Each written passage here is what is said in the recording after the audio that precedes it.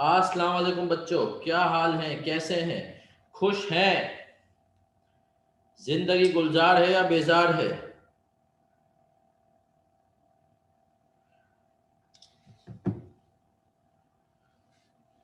आवाज आ रही है?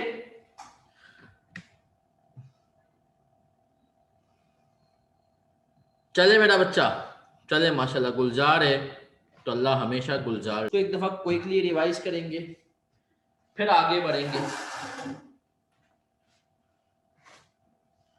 आवाज और सब कुछ सही आ रही है मेरा बच्चा? जल्दी बताओ, यस या नो। चले जी,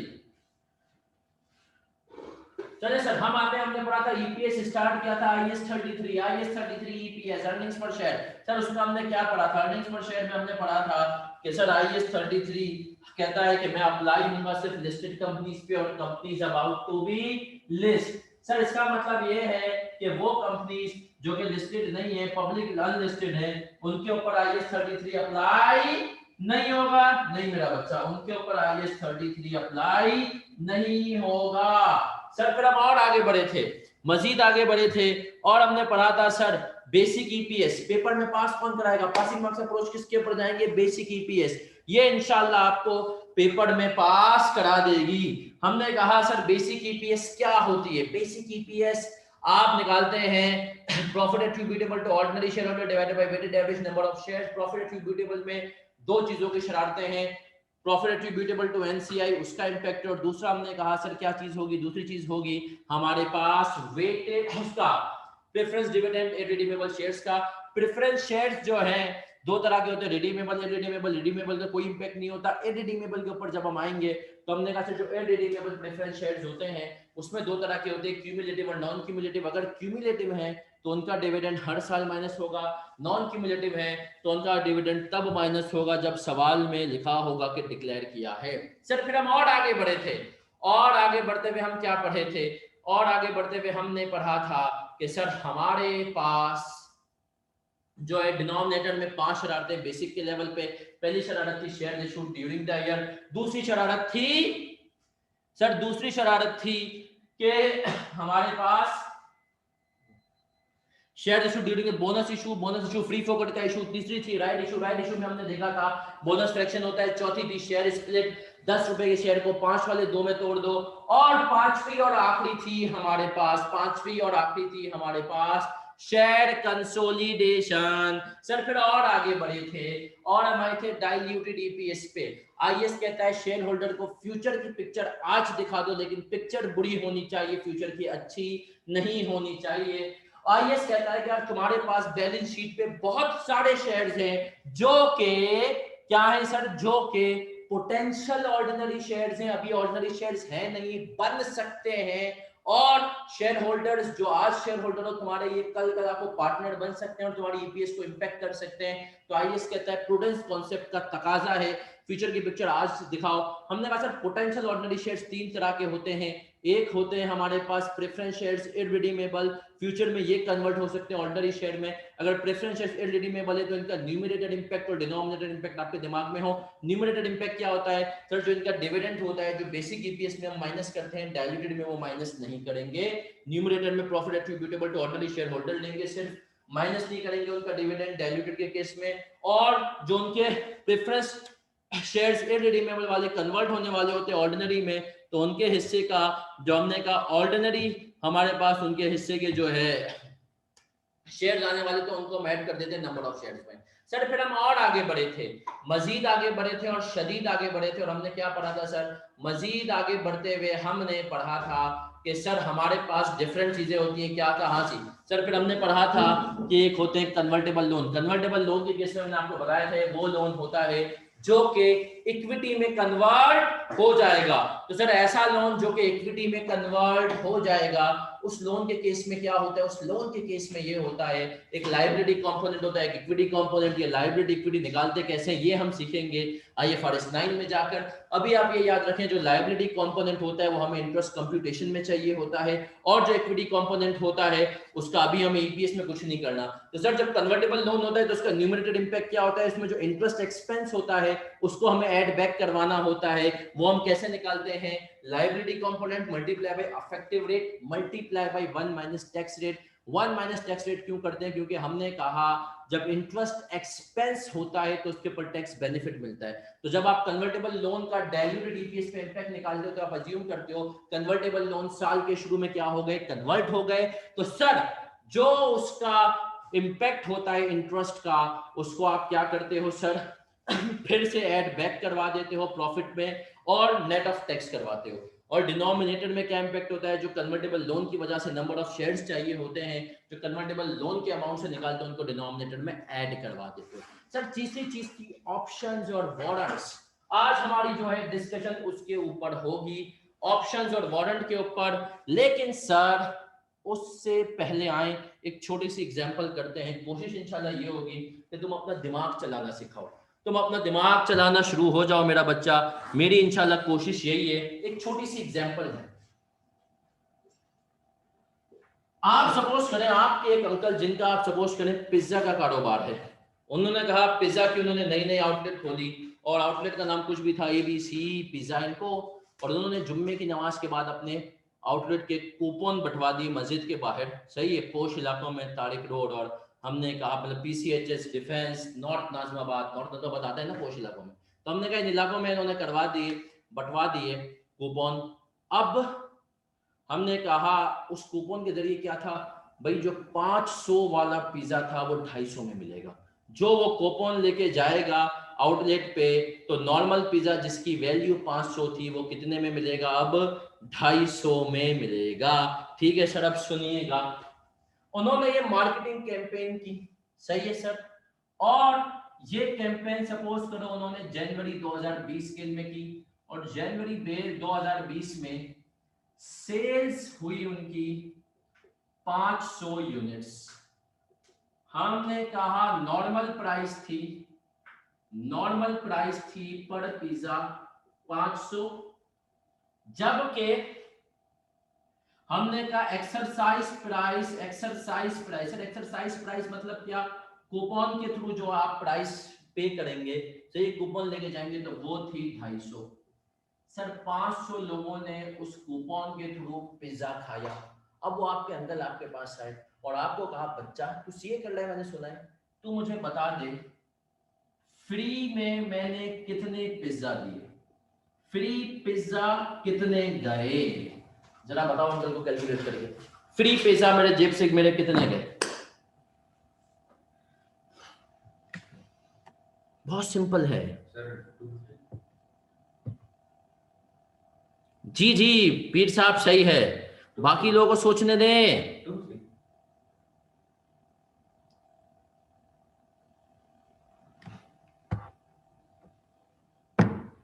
बिल्कुल ठीक है माशाल्लाह, सब सही पहुंच गए सर। 250 पिज्जा फ्री में गए, क्यों, ये आपको मैंने फौरन निकाल दिया ना। कैसे निकाला, आपने कहा सर 500 पिज्जा मल्टीप्लाई बाय 250, तो टोटल कितना है जल्दी बता। 1,25,000। तो अंकल को आपने कहा देखें अंकल, आपकी जेब से पैसे मतलब आपके पिज्जा तो 500 बिके, लेकिन इनके बदले में जो आपको कैश मिला है वो नॉर्मल प्राइस के हिसाब से 500 पिज्जा का मिला है।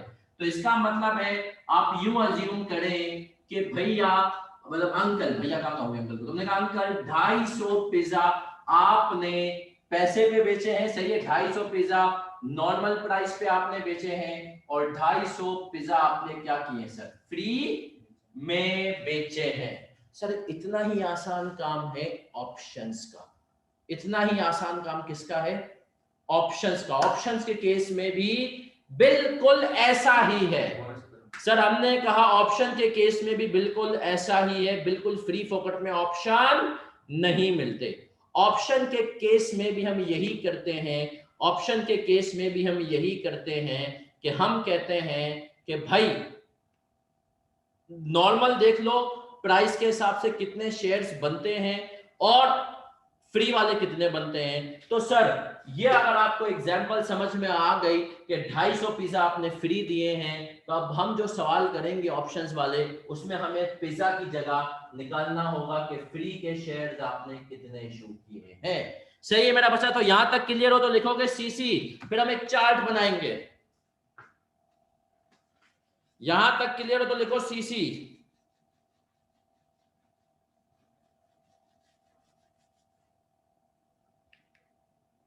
चले सर, तो हमने कहा कि सर आइए एक चार्ट बनाते हैं और फिर उसकी मदद से, ये एग्जांपल आई थिंक तुम्हें कॉपी करने की जरूरत नहीं है, करनी तो नहीं है ना एग्जांपल, सर बड़ी सिंपल सी एग्जांपल है, तो सिर्फ कॉन्सेप्ट की थी, तुम लोग इंशाल्लाह वैसे ही चीते हो। अभी एक चार्ट बनाएंगे, उसमें हम डॉक्यूमेंट करेंगे कि ऑप्शंस के केस में कहानी क्या होगी, ऑप्शंस के केस में कहानी क्या होगी। सर ये तीसरी तरह के हमारे पोटेंशियल ऑर्डिनरी शेयर्स हैं, पहले हम डॉक्यूमेंट करेंगे फिर कॉपी करेंगे। चले सर, ऑप्शंस के नाम से भी आता है, वारंट्स और other similar items. Option, warrant and other similar items. आए सर,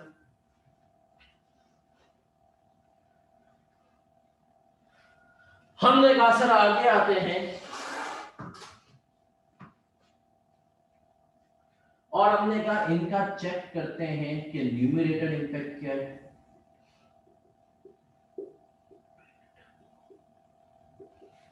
उसमें लिखेंगे नो इंपैक्ट,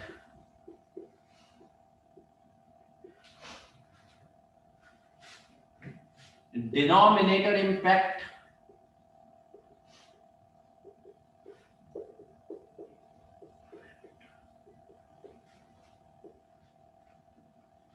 इसका भी फैक्टर निकलेगा बोन शेयर का, ये डायरेक्ट ऐड कर देंगे। at free shares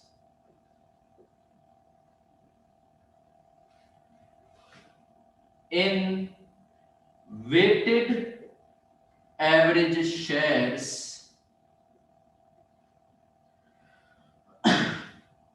for computing diluted earnings per shares। चले सर, फ्री शेयर्स का फॉर्मूला हम लिख देते हैं, बल्कि मेरा बच्चा मेरे पास यहाँ पे जगह नहीं है तो मैं यहां पर लिख रहा हूं, डब्बा बड़ा सा बना के फ्री शेयर्स का फॉर्मूला, फ्री शेयर्स का फॉर्मूला में यहां पर लिख रहा हूं। ये मैंने नीचे लिखा है vested options, free shares vested options, formula है number of shares to be issued minus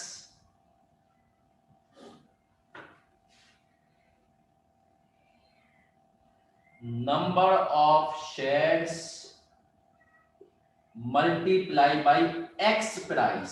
sir ये एक्स प्राइस क्या चीज है, एक्स प्राइस मतलब एक्सरसाइज प्राइस, सही है जी, divided by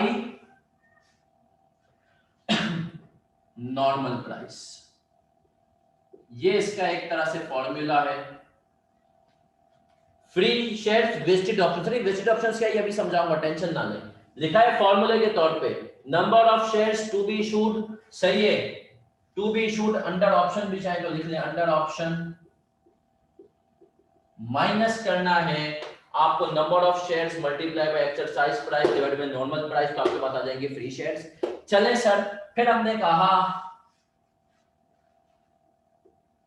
free shares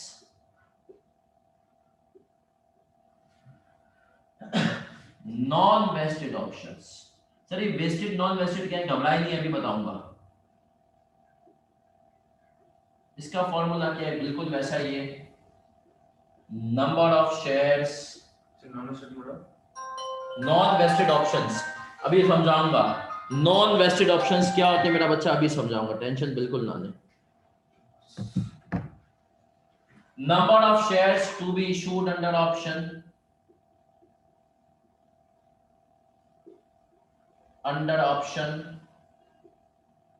minus number of shares into exercise price. ये अगर आपने कॉपी कर लिया ऐड फ्री शेयर्स वाली चीज तो मैं इसको थोड़ा सा यहाँ पे मिटाऊंगा। कर लिया था कॉपी? अगर नहीं किया तो मैं फिर से लिख दूंगा, कोई मसला नहीं। Number of shares into exercise price plus future expense divided by normal price.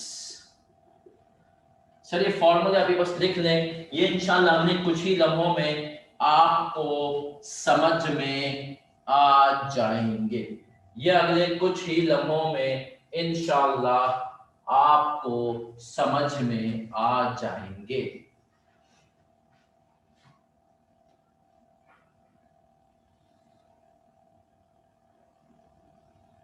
Sir ये दो फॉर्मूले हैं, पढ़ देता हूं। Free shares, number of shares to be issued under option minus number of shares into exercise price divided by normal price. फिर मैंने कहा फ्री शेयर्स के केस में दूसरा है number of shares to be issued under option, ये non vested के case में है number of shares multiply by exercise price plus future expense divided by normal price. Free shares वाला बॉक्स डिनोमिनेटर के नीचे लिखना है। ये जो आपने डिनोमिनेटर के केस में लिखा था ना, क्या लिखा था डिनोमिनेटर में? जो आपने लिखा था add free shares in weighted average shares.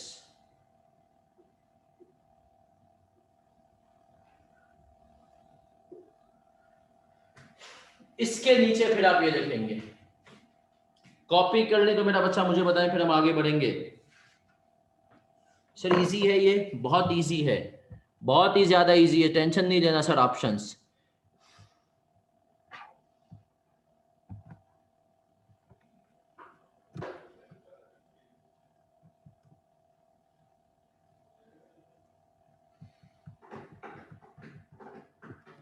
Sir कितने बच्चे हो गए मीटिंग में?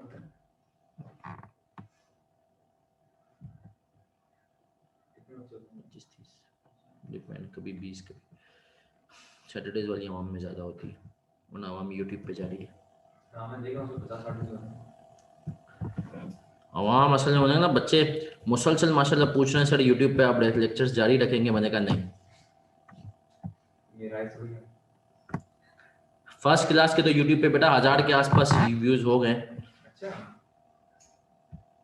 फर्स्ट क्लास के, वरना नॉर्मल एक एवरेज क्लास के यूट्यूब पे मुझे लगता है 50-60 व्यूज तो आ ही रहे। और मतलब घंटों के हिसाब से भी ऐसा लगता है, मेरे अपने हुए कि शायद 40-50 45-50 के आसपास बच्चे ऐसे हैं जो सिर्फ यूट्यूब से ही पढ़ रहे हैं। सर मैंने भी किसी 2 क्लास यूट्यूब से लिया है, 1.5 घंटे में, पौने 2 घंटे में 4 घंटे क्लास ली। चलें सर आगे आते हैं। अब मेरा बच्चा असल में बताया यूट्यूब की सबसे अच्छी बात क्या है? चलो बताओ यूट्यूब की सबसे अच्छी बात क्या है? इजी है सर नहीं, यूट्यूब में और अपने सबसे अच्छी बात ये है कि यूट्यूब में जो ये जो वीडियो बनती है ना, ये 1 GB की बन जाती है। इसको आप किसी और पोर्टल पे अपलोड करेंगे ना, बहुत टाइम लगता है। यूट्यूब में 15-20 मिनट में अगर नेट सही ना तो ये अपलोड हो जाती है। सबसे अच्छी बात यूट्यूब की ये होती है। चले मेरा बच्चा बड़े गौर से सुनना। सर चलो इससे पहले मैं इसके ऊपर एक छोटी चीज और मैं 2 मिनट लेके आपको डिस्कस कर दूं। बहुत सारे बच्चे के मुझे मतलब कल से 3-4 बच्चों का एक मैसेज आया, और कुछ क्लास में भी हैं और कुछ जो है अभी क्लासेस शुरू करेंगे इंशाल्लाह। सर उनका मैसेज ये आया कि सर हमारा जो है ना फर्म में फाइनेंशियल सेक्शन हो गया, सेक्टर हो गया, और हम वहाँ पे जाना। देखो मेरा बच्चा, ये जिसको बोलते थे लग्जरी हमारे टाइम पे था कि मुझे याद है मेरा फर्ग्यूसन का इंटरव्यू था और पार्टनर का सेकंड इंटरव्यू था।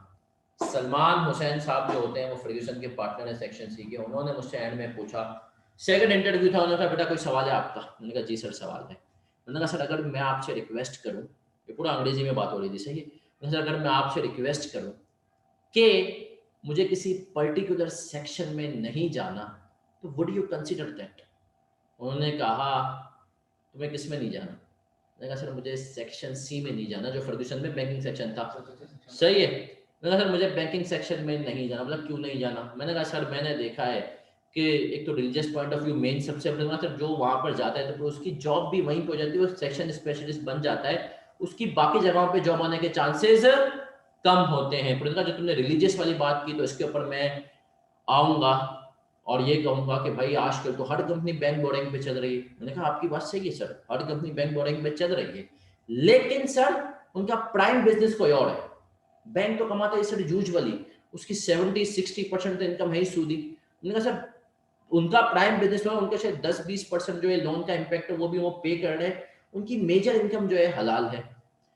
फिर भी लेकिन मैंने कहा यार मैं ये बातें तो कर रहा था, आप सोचें पार्टनर इंटरव्यू, सलमान हुसैन साहब बैठे हैं मेरे सामने, सही है, बहुत सीनियर पार्टनर, बहुत काबिल आदमी है। तो फिर मैंने कहा सर लेकिन फिर भी हो सकता है सर कि अभी मेरा ये व्यू है, लेकिन मुझे ऐसा लगता है, मुझे लगा ना कि यार ये आउट हो रहे हैं अभी, लेकिन हो सकता है सर शायद मेरा व्यू चेंज हो जाए, बट एट द मोमेंट मेरा ये व्यू और मैं सेक्शन सी में जाना नहीं चाहता। तब उन्होंने कहा था कि टेंशन ना लो मैं तुम्हें अपने साथ काम नहीं करवाऊंगा। सही है सर। और फिर मुझे सेक्शन बी मिला था फर्ग्यूसन में। लेकिन सर अब क्योंकि आपको हमारे टाइम पे ईमानदारी की बात है, लोग भले कहीं ना कहीं सर हमारे जूं जूं जिंदगी आगे बढ़ रही है तो सीए के बच्चों की लाइफ भी थोड़ी सी, चाहे कोई भी फर्म हो सर, उस टाइम पे फर्म अगर आपका फर्स्ट अटेम्प्ट में सीए ना तो बिग फोर आपके लिए बहुत आसान होती थी, सच बता रहा हूँ। मतलब बिग फोर बहुत आसान होती थी, मतलब इतनी आसान थी कि मैं इतना चौड़े में था कि मैं डायरेक्ट इंटरव्यू देने नहीं गया ना मैंने अप्लाई किया। सही है। मैंने फर्ग्यूसन में, केपीएमजी में, ईवाई में अप्लाई किया। ईवाई में मेरा फर्स्ट इंटरव्यू हुआ, मतलब पार्टनर इंटरव्यू तक नहीं गया, एचआर इंटरव्यू, पहले टेस्ट हुआ वो पास किया, एचआर इंटरव्यू पास किया, फिर मैं रिजेक्ट हो गया।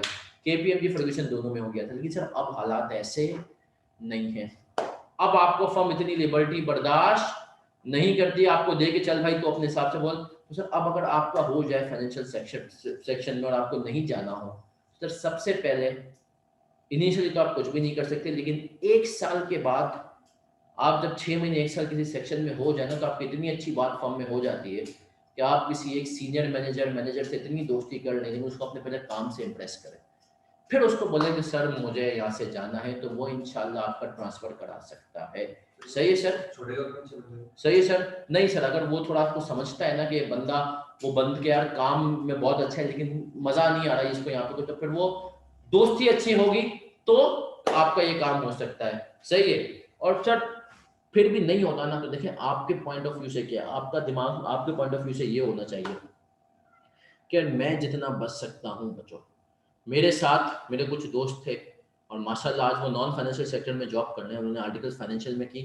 तो फिर होता यही था कि सर वो वहां पर जब जाते थे क्लाइंट पे तो क्लाइंट खाने के जो रीइंबर्समेंट करता था, पैसे देता था, वो क्लाइंट का खाना नहीं खाते थे, वो वहां पे पानी वगैरह भी अवॉइड करते थे। सही है सर। तो वो ये जो है सिस्टम चलता था। लेकिन सर पॉइंट वही है कि यहाँ पे आपके पास ऑप्शन नहीं है, आपकी क्या है, मजबूरी है। तो अब आपको कोशिश करें, 1-1.5 साल बाद निकल सकते हैं निकलें। लेकिन सर इस बेस पे मेरी एडवाइस नहीं है कि अगर आपका फाइनेंशियल सेक्शन में हो रहा है आप फर्म की अपॉर्चुनिटी छोड़े, अगर आपके पास कहीं और अपॉर्चुनिटी भी नहीं है फर्म, सही है, उस लेवल की फर्म की। तो भाई ये चीजें हैं।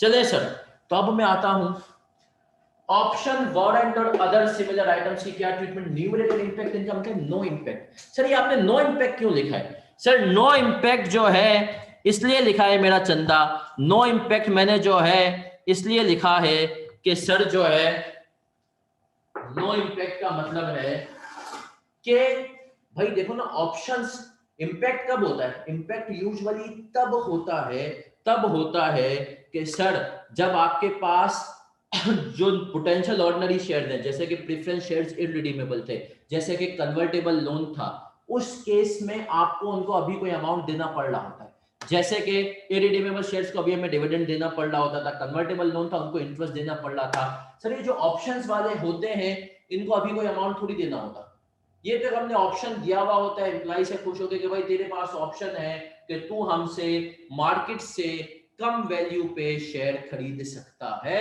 तो सर ऑप्शन के केस में कोई, अभी हम इजाफी एम्प्लॉय को अमाउंट नहीं दे रहे होते तो ऑप्शन के केस में न्यूमरेटर के ऊपर कोई इंपैक्ट नहीं आएगा। सर डिनोमिनेटर में मैंने कहा add free shares in weighted average shares, free shares क्या होते हैं? ऑप्शन के अंदर जो आपको फ्री शेयर मिलने वाले हैं। आईएएस कहता है कि डाइल्यूटेड ईपीएस की कैलकुलेशन के जो सवाल से यूं समझो कि जैसे कि वो आपको साल के शुरू से मिल गए हैं। हमने कहा number of shares to be issued under option minus number of shares into exercise price divided by normal price. Sir ये जो मैंने फॉर्मूला लिखा ये भी बिल्कुल सेम फॉर्मूला है जो तुम लोगों ने पिज्जा वाली कैलकुलेशन में अपने दिमाग में अप्लाई कर लिया।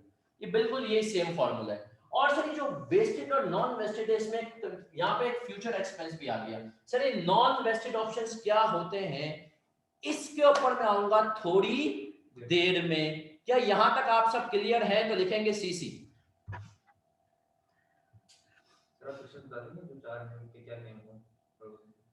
बताता हूं थोड़ी देर में सर। चलिए सर अब सुनिएगा। अब देखो दिमाग मेरा इंशाल्लाह कोशिश है, दिमाग चल रहा हूं नंबर 1 नंबर 2 एक और मेरी इंशाल्लाह कोशिश है मेरा बच्चा वो ये है कि आप हजरात को अभी शुरू में मैंने आईएएस नहीं खुलवाया बट हम इंशाल्लाह मुझे इस वक्त लगता है कि थोड़ा सा इस चीज की मार्केट में कमी है, मार्केट में कमी है इस चीज की कि सर बच्चों को एफएफआर आईएफआरएस से नहीं पढ़ाया जा रहा। मेरा इंशाल्लाह इरादा है कि आप लोगों को आईएफआरएस से ही पढ़ाऊंगा। रीजन बीइंग क्या है सर? क्योंकि प्रैक्टिकल लाइफ में यार हम आईएफआरएस खोलते हैं। हमें हमारे एक टीचर थे, बहुत अच्छे टीचर थे, उनका नाम था सर काजिम अब्बास साहब।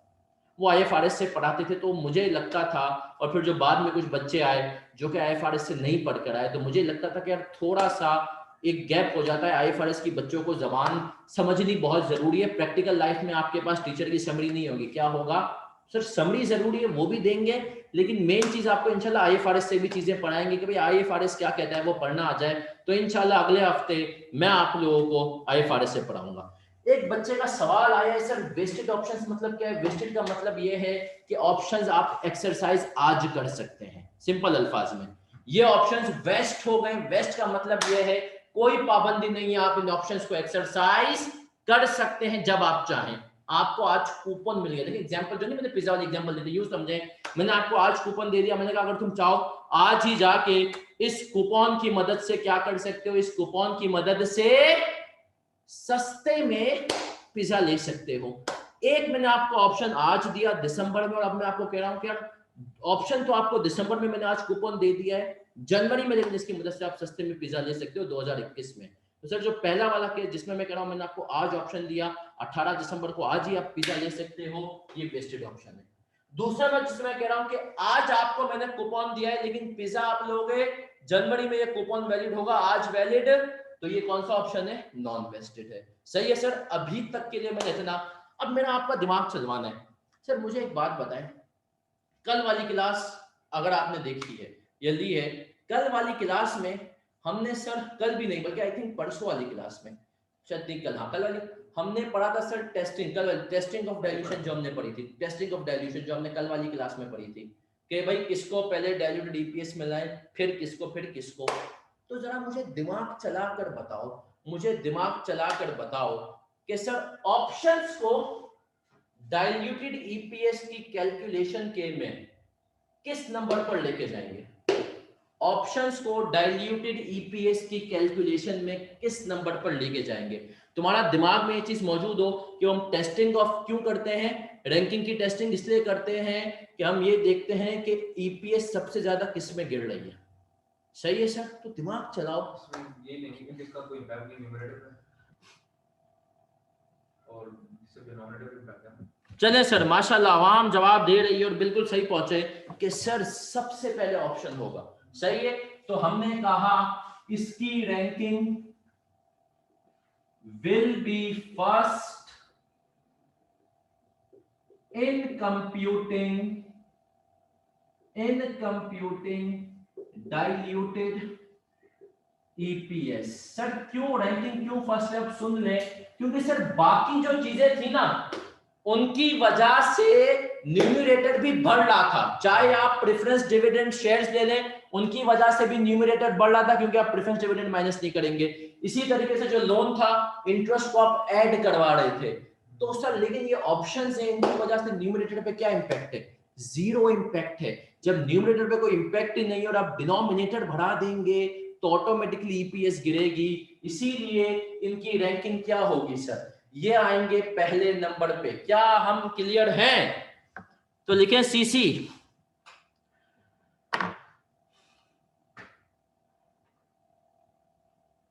सीसी लिखें सर, सीसी। चले मेरा बच्चा, लिखते जाए सीसी। आए सर, आगे आते हैं। और हमने कहा अब हम आएंगे सर, बहुत कर ली इसकी बातें, अब हम आएंगे और सर इसका करेंगे सवाल। इसके अब हम आ रहे हैं सर सवाल की तरफ। और सर हम कौन से सवाल पे जाएंगे, अभी मैं आपको बताता हूं कौन सा सवाल जाना है हमें इसका।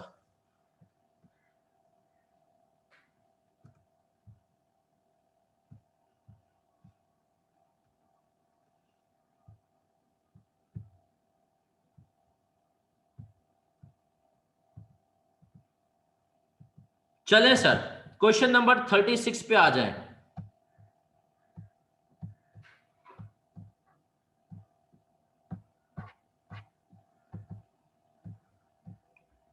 सर अजान हो रही है, 1 मिनट अजान के लिए रुकते हैं। क्वेश्चन नंबर 36 पे हम शुरू कर दें, जब तक मैं बोर्ड पे डालता हूं।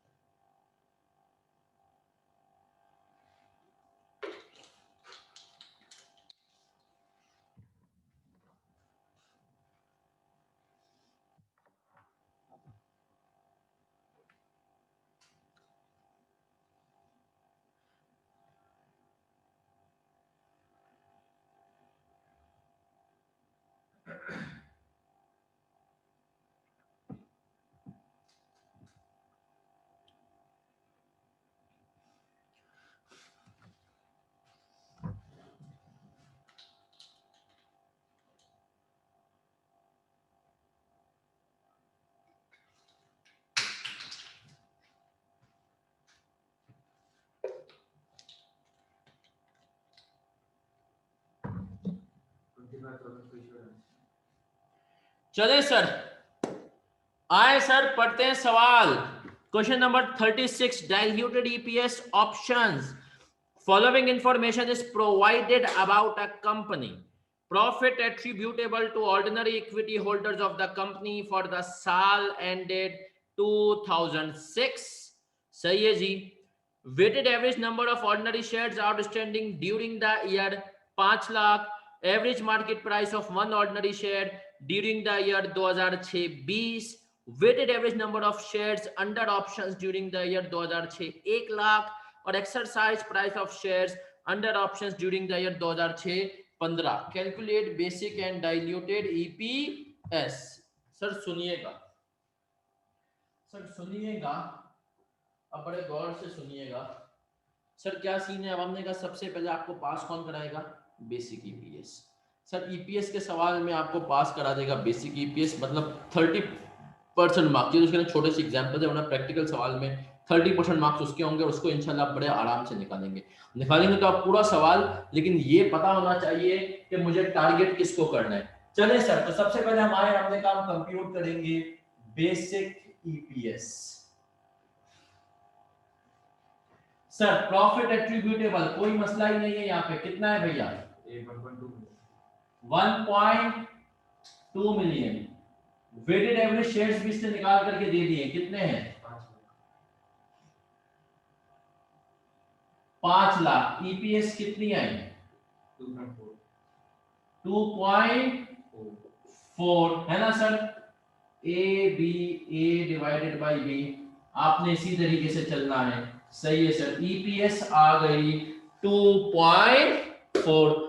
चले सर, अब हम आएंगे डाइल्यूटेड ईपीएस पे। डाइल्यूटेड ईपीएस पे जब आप आए तो आपने कहा इसके केस में याद रखना, इसके केस में याद रखना कि सर प्रॉफिट के ऊपर तो कोई इंपैक्ट होगा ही नहीं, तो प्रॉफिट एट्रीब्यूटेबल तो वही रहा कितना भाई 1.2। हमने कहा सर वेटेड एवरेज शेयर्स के ऊपर जब मैं आया तो मैंने वेटेड एवरेज शेयर्स के ऊपर क्या कहा सर, अब सबने सुनना है, वर्किंग की मैंने, और वर्किंग में मैंने क्या कहा, वेटेड एवरेज शेयर्स के ऊपर हमने कहा इसकी वर्किंग में सबसे पहले आपको निकाल लेने हैं नंबर ऑफ फ्री शेयर्स। सही है सर, तो नंबर ऑफ फ्री शेयर्स भाई फॉर्मूला तो आपको याद है, बट फॉर्मूला सिर्फ सर मैंने एक बना दिया, आईएएस में फॉर्मूला नहीं गिवन। आईएएस ने ये कहा कि भाई ये चेक कर लो कि नॉर्मल प्राइस पे होते तो कितने होते, तो रिमेनिंग आपके पास फ्री है। लेकिन हमने कहा फॉर्मूला हमारे दिमाग में और रजिस्टरों में होना चाहिए, जो आपने उम्मीद है अब तक कॉपी कर लिया होगा। इसने कह दिया of weighted average number of shares under option during year 2006 कितने हैं भाई, 1 लाख। अब अगर हमने कहा average market price of one ordinary share during the year 2006 कितनी है, तो आपने कहा 20 है। तो हमने कहा फ्री शेयर्स हमें निकालने, क्या निकालने, free shares. Formula number of shares under option कितने थे, 1 लाख। हमने कहा 1 लाख मल्टीप्लाई बाई, अगर फुल मार्केट वैल्यू पे जाते तो आपके पास जो कैश आता 1 lakh multiply by exercise price, exercise price कितनी थी 15 डिवाइडेड बाई 20, ये कितना आ गया 75,000। तो हमने कहा सर इस फैक्टर का आंसर आया 75,000। तो ये 75,000 क्या कह रहा है, 75,000 आंसर ये डिनोट कर रहा है कि ये जो 1 लाख शेयर्स आप इशू करने वाले हैं अंडर ऑप्शन, इनके बदले आप ये समझें कि आपको जो कैश आएगा वो 75,000 का आएगा। तो आप ये अज्यूम करें, अज्यूम का ये भी सही कि आप 75,000 शेयर्स इशू करेंगे सपोज करें फुल मार्केट प्राइस पे, और बाकी 25,000 इशू करेंगे फ्री में। तो हमने कहा फ्री शेयर्स कितने हो गए भाई 25,000, 25,000। आपने कहा वेटेड एवरेज शेयर्स की कैलकुलेशन में सिंपल सी बात है कि मैं इनको ऐड कर दूंगा। तो आपने कहा वेटेड एवरेज शेयर्स कितने हो गए, बेसिक के हिसाब से थे सर ये 5 लाख, और आपने कह दिया कन्वर्ट होने के बाद कितने बने, हमने कहा फ्री शेयर जब हमने इसमें ऐड कर लिए तो ये हो गए कितने, कितने हो गए भाई 25 और 2 5 टोटल हो गए 5,25,000। और ईपीएस कितनी आ गई 2.9 सर, ईपीएस आ गई 2.29। सर गिर रही है ईपीएस, यस सर। इसके केस में याद रखना हमेशा ईपीएस गिरेगी क्योंकि न्यूमरेटर में कोई तब्दीली नहीं आएगी, डिनोमिनेटर इंक्रीज हो जाएगा। क्या मेरा बच्चा आप हमारे साथ हैं, आ गया समझ में?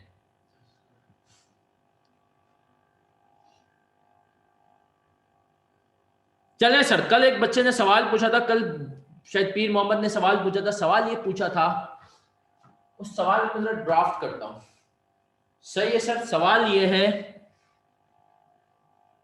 सही है, अभी एज अब्बासी आपके सवाल में भी हम आते हैं। सही है सर, हमने कहा कल एक बच्चे ने सवाल पूछा था व्हाट इफ, व्हाट इफ भाई हमने देखा ना, हमने ऑप्शन दिया आपको, हमने आपको ऑप्शन दिया कि आप जो है हमसे शेयर खरीद लीजिएगा 15 रुपए में, और मार्केट प्राइस यूजुअली 15 से ज्यादा ही होती है 20, लेकिन स्टॉक मार्केट हो गई क्रैश और मार्केट प्राइस व्हाट इफ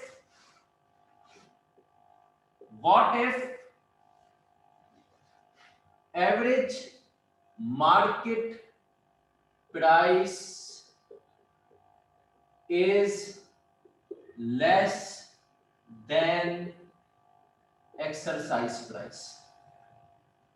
तो हमने कहा सर तो क्या करूंगा, अगर पता ये चला एवरेज मार्केट प्राइस, उसने आपको सवाल में शरारत कर दी कि भाई एक्सरसाइज प्राइस सपोज करो थी कितनी 15, और उसने कह दिया मार्केट प्राइस हो गई थी 12, तो सर अब क्या करूंगा? तो इसका जवाब है कि सर फिर हम कंसिडर नहीं करेंगे ऑप्शंस को डाइल्यूटेड अर्निंग्स पर शेयर की कैलकुलेशन में। क्यों सर? जब हमने कहा एम्प्लॉय को या जिसको भी तुमने ऑप्शन दिए हैं, अगर उसको मार्केट से 12 रुपए में ऑप्शन में शेयर मिल रहा है तो वो तुम्हारे पास से ऑप्शन एक्सरसाइज करके 15 में क्यों लेगा, है ना सर? तब हमने कहा ये वाला अगर केस होगा तो हमने कहा इसका आंसर ये है, ये कॉपी कर लें, then we do not consider options in EPS calculation, in diluted EPS calculation.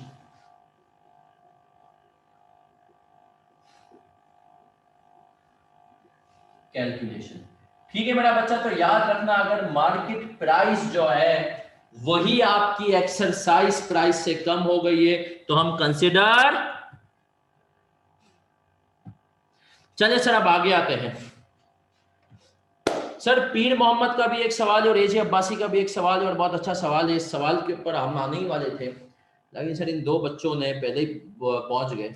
सही, आफरीदी हो गए ये लोग। सही, अब हम सुनते हैं। वैसे ही आज मैच हारेंगे ना सर। चलें, तो हमने कहा सर सुनिएगा, इन दो का सवाल है और सवाल ये है, पहले सवाल समझते हैं इनका। इनका सवाल ये है सर, ये 25,000 तो आपने दे दिए डायल्यूटेड की, सही है, कैलकुलेशन में। सर ये जो 75,000 शेयर्स हैं, ये जो 75,000 शेयर्स हैं जिनको आपने कहा, आप यूं समझे जैसे फुल मार्केट प्राइस पे इशू हो रहे हैं, इनको आपने कंसिडर क्यों नहीं किया? सर याद रखिएगा कि सर आईएएस कहता है कि भाई ये जो आप फुल मार्केट प्राइस पे इशू जा रहे हैं, ये ऐसे ही है कि जैसे फ्यूचर में आप कोई शेयर्स जो है इशू करने वाले हो फुल मार्केट प्राइस पे। तो सर वो जो शेयर्स होंगे जो कि फ्यूचर में आप इशू करने वाले हैं फुल मार्केट प्राइस पे, सही है, तो जब एक शेयर फुल मार्केट प्राइस पे हो जाएगा इशू, तो शेयर होल्डर्स को कोई मसला अफेक्टिवली आज की डेट पे नहीं होगा। भाई सोचे ना, अब गौर से सुनिएगा। सर कन्वर्टेबल लोन थे, उसमें मैंने बैंक को ऑप्शन दिया था कि तुम्हारे लोन को ऑप्शन दे रहा हूं, कन्वर्ट कर दूंगा किस पे, तुम्हारे लोन को मैं कन्वर्ट कर दूंगा शेयर्स में। वहां पर शेयर होल्डर जो एग्जिस्टिंग शेयर होल्डर है उसको इशू होगा, क्या वो जो उनको बैंक को कन्वर्जन टर्म्स होंगी वो फेवरेबल होंगी, क्या होंगी, सही है सर। इसी तरीके से पोटेंशियल ऑर्डिनरी शेयर्स को भी, जो उसको प्रेफरेंस शेयर्स को भी जब मैं कन्वर्ट करता था, तो सर वहां पर भी एग्जिस्टिंग शेयर होल्डर को इशू होगा कि भाई इनको टर्म्स पे जिन पे होगा वो फेवरेबल टर्म्स पे होगा। लेकिन सर अगर मैं एक शेयर फ्यूचर में फुल मार्केट प्राइस पर इशू करूंगा तो ऑर्डिनरी शेयर होल्डर्स को, एग्जिस्टिंग को कोई मसला, कोई परेशानी नहीं है। उसके बदले में तो वो कहेगा भाई मुझे आज कैश मिल गया। तो जब वो फ्यूचर में फुल मार्केट प्राइस पे इशू होंगे तो वो फ्यूचर में हम देखेंगे जब वो हो जाएंगे, क्योंकि उनके बदले कैश आएगा। जब कैश आएगा तो उनका कैश कंपनी के बिजनेस में भी हेल्प करेगा। उसको मसला ये है, उसको बुरी पिक्चर दिखानी है, तो उसको ये बताना है कि भाई एस्टिमेटेड फ्यूचर में इतने शेयर्स फ्री फोकट में इशू करेंगे, इसीलिए हम इन्हीं को ऐड करेंगे। बाकी जो 75,000 है उनके बदले में कैश आ जाएगा। जब वो कहेगा उसको अगर उनके बदले में कैश आ जाएगा तो मुझे कोई दिक्कत नहीं है। याद रखो पोटेंशियल ऑर्डिनरी शेयर्स में हम उसी को लेंगे जो कि यूजुअली फेवरेबल कंडीशंस, सही है, में कन्वर्ट हो रहे होंगे। फेवरेबल कंडीशन किसके लिए? कंपनी के लिए नहीं सर, जो फ्यूचर शेयर होल्डर्स है पोटेंशियल ऑर्डिनरी, उनके लिए। तो इसीलिए लेंगे सर ये शेयर्स फुल मार्केट प्राइस में इशू होंगे। वो कहेगा यार मुझे कोई दिक्कत नहीं, कोई परेशानी नहीं है, इनसे तो तुम पैसे ले रहे हो ना सर। तो इसलिए हमने कहा हम ये रहेंगे। जी सर, उससे ईपीएस पे इंपैक्ट नहीं आएगा एज सच, क्योंकि भाई वो फुल मार्केट प्राइस शेयर है। खराब जिनसे होगा वो ये फ्री फोकट वाले हैं, इसीलिए हम इनको कंसिडर करेंगे। क्या हम क्लियर हैं?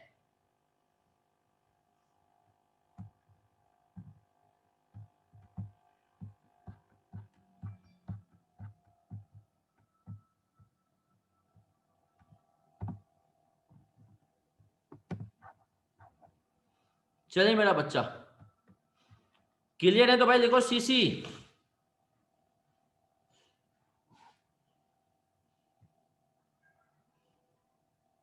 सब लिखे जिन्होंने सवाल पूछा था, खास तौर पे वो। सर आपका लिखना, मेरा पढ़ना, इसी तरीके से क्लास का आगे बढ़ना।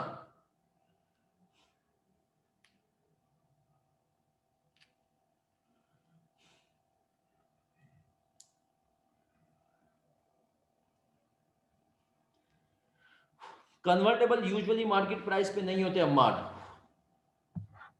कन्वर्टेबल पीर मोहम्मद रामीर, क्या आप लोग क्लियर हैं? आप दोनों का ये सवाल था नहीं, एजे अब्बासी, पीर मोहम्मद सही है?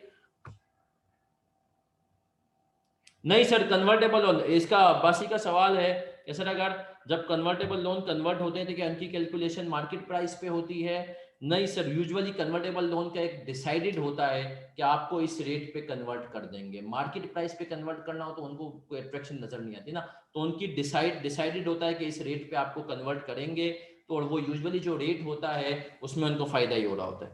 चलिए सर, नमाज का ब्रेक ले लेते हैं हम 15 मिनट का, और नमाज के ब्रेक के बाद इस कहानी को मजीद आगे लेकर जाएंगे।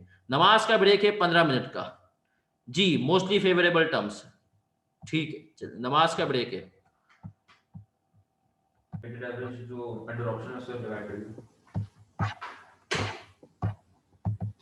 चलिए मेरा बच्चा, क्वेश्चन नंबर 37 आप लोगों ने खुद करना है नमाज के ब्रेक के बाद। भाई हमने अभी यही किया है, मतलब इसी के सवाल को पढ़ा है और अब आप लोग नमाज के ब्रेक के बाद ये सवाल सॉल्व कर चुके हैं। इसको आंसर बोर्ड पे देखते हैं। हमने कहा 30 मिलियन आपका प्रॉफिट था, वेटेड एवरेज शेयर 60 मिलियन थे, तो आपने कहा सर जिंदगी गुलजार है। क्यों सर, क्यों गुलजार है? Profit attributable 30 million, weighted average share 60 million, तो बेसिक ईपीएस कितनी आ गई भाई? 0.5। ऐसा ही है सर? यस सर, बिल्कुल ऐसा है। चले सर, फिर हमने कहा वेटेड एवरेज शेयर्स की कैलकुलेशन पे, डाइल्यूटेड ईपीएस की कैलकुलेशन पे आते हैं। हमने कहा प्रॉफिट एट्रीब्यूटेबल इस केस में कितना था? यही था सर 30 मिलियन। सर क्यों 30? हमने देखा इसका कोई इंपैक्ट नहीं आता अर्निंग्स पे, ठीक है सर। वेटेड एवरेज शेयर्स कितने थे भाई? वेटेड एवरेज शेयर्स कितने थे? 60 प्लस, हमने कहा सर वेटेड एवरेज शेयर्स थे 60, तो हमने कहा नॉर्मल थे, फ्री शेयर्स कंप्यूट करने पड़ेंगे, फ्री शेयर्स कंप्यूट करने पड़ेंगे। भाई कितने नंबर ऑफ शेयर्स थे अंडर ऑप्शन? सिर्फ 5 मिलियन। 5 मिलियन। कितने थे? 5 मिलियन। इसने क्या कहा भाई, फ्री शेयर्स अगर कंप्यूट करने हैं तो फॉर्मूला दिमाग में होना चाहिए, ना भी हो तो आप कॉमन सेंस से भी निकाल सकते हैं कितने शेयर है जिसको आप यूं निकाल सकते हैं। तो हमने कहा 5 मिलियन मल्टीप्लाई बाय 21। हमने कहा एक्सरसाइज प्राइस जिनकी वैल्यू 30 थी, मार्केट वैल्यू आपको 21 में मिल रहे थे, डिवाइडेड बाय 30, डिवाइडेड बाय 30, तो आपके पास आ गए भैया फ्री शेयर्स कितने हैं? 1.75 1.75 मिलियन। तो 1750000। तो हमने कहा वेटेड एवरेज शेयर हो जाएंगे 17.5 मिलियन। क्या हो गया? 5 मिलियन तो टोटल हमने फ्री कितना अच्छा माइनस करना है आए सर? हमने कहा तो 1.5 मिलियन आ रहा है। 1.5 आ रहा है जी सर, इस रेशियो से करेगा ना। हाँ जी 1.5 1.5 मिलियन। चलिए सर, तो हमने कहा बेसिक के लिए वेटेड एवरेज शेयर्स थे हमारे पास 60 मिलियन और फ्री शेयर्स आ गए 1.5 मिलियन, टोटल हो गए 61.5 मिलियन। ऐसा ही है सर? तो हमने कहा 30 डिवाइडेड बाय 61.5 मिलियन, ईपीएस कितनी आ गई? 0.49 डाइल्यूटेड वाली ईपीएस आ गई। क्या हम क्लियर हैं? क्या हम क्लियर हैं?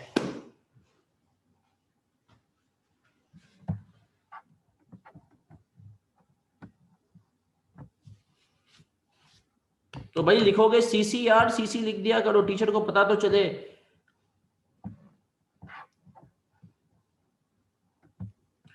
क्या आप क्लियर हैं?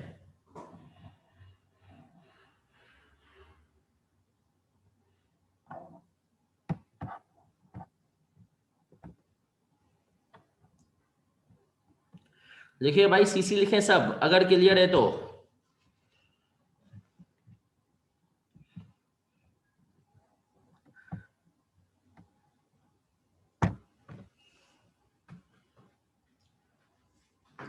चले सर,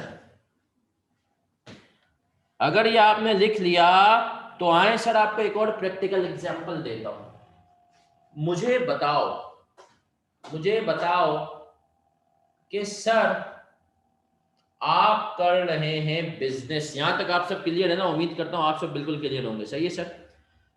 सर आप कर रहे हैं बिजनेस, और सर क्या बिजनेस में ये जरूरी है आप कर ले और आपके साथ आपका एक पार्टनर है? आपने माशाल्लाह कर लिया सीए क्वालिफाई, और आपको याद होगा वो दिन, याद करें जब आप सीए क्वालिफाई करने के लिए इंस्टीट्यूट गए थे, सही है, पहली दफा सीए में एडमिशन लेने के लिए इंस्टीट्यूट गए थे, तो आपको जो भी इंस्टीट्यूट में अगर एक खिलाड़ी होगा उसने आपको 15 मिनट में क्वालिफाई करवा दिया होगा। 15 मिनट में क्वालिफाई, एफसी के बाद कैफ के बाद सीफेप के बाद एमएसए, टक करके आप क्वालिफाई हो गए थे। ऐसा ही था सर, बिल्कुल ऐसा ही होगा, है ना सर? वो जमाना वो आपको घेरने के लिए कहा गया था, सही है सर? तो लेकिन सही है सर, है ना सर? और सर एक बच्चा कह रहा है जॉब भी मिल गई थी, वाह! हाँ सर, जॉब भी मिल जाती है, कुछ केसेस में तो शादी भी हो जाती है भाई, सही है? उसी 15 मिनट में आप ख्वाबों में खो जाते हैं, और यही मार्केटर का काम होता है कि आपको ख्वाबों में खो दिया। अब सर आप सपोज करें इंशाल्लाह सब कुछ वैसा ही होगा, आप क्वालिफाई हुए, अब आपने जो है क्वालिफाई होते के साथ ही आपको जॉब भी मिल गई, अब आपके पास पैसा ही पैसा इंशाल्लाह। फिर हुआ ये कि अब आप जो है, आपने सोचा यार कब तक ये मैं जॉब करूंगा, दूसरों की गुलामी करूंगा, आपने कहा अपना कुछ करते हैं, अब आपके पास पैसा है, लेकिन जो एक नॉर्मल आदमी करता है सर पैसा है, लेकिन आपने कहा जॉब फौरन नहीं छोड़ सकता यार, मैं बिजनेस एस्टेब्लिश मुझे करना है, तो आप क्या करेंगे?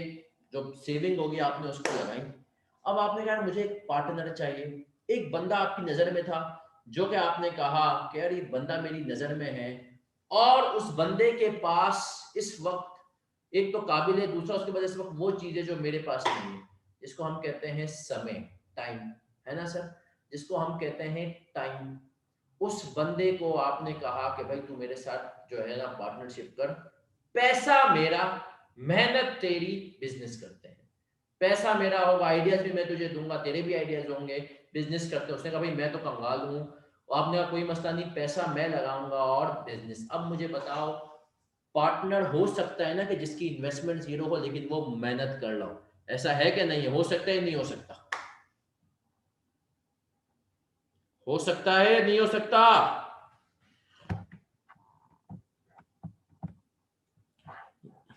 यस सर, बिल्कुल हो सकता है कि पार्टनर की इन्वेस्टमेंट नहीं है, पार्टनर की इन्वेस्टमेंट नहीं है लेकिन फिर भी वो पार्टनर है। तो सर अगर ये वाला केस होता है तो हमने यहां से ये चीज सीखी कि यार जरूरी नहीं है कि अगर आपको पार्टनरशिप चाहिए हो तो आप पैसा ही लगाएं, आप अपनी सर्विसेज भी दे सकते हैं।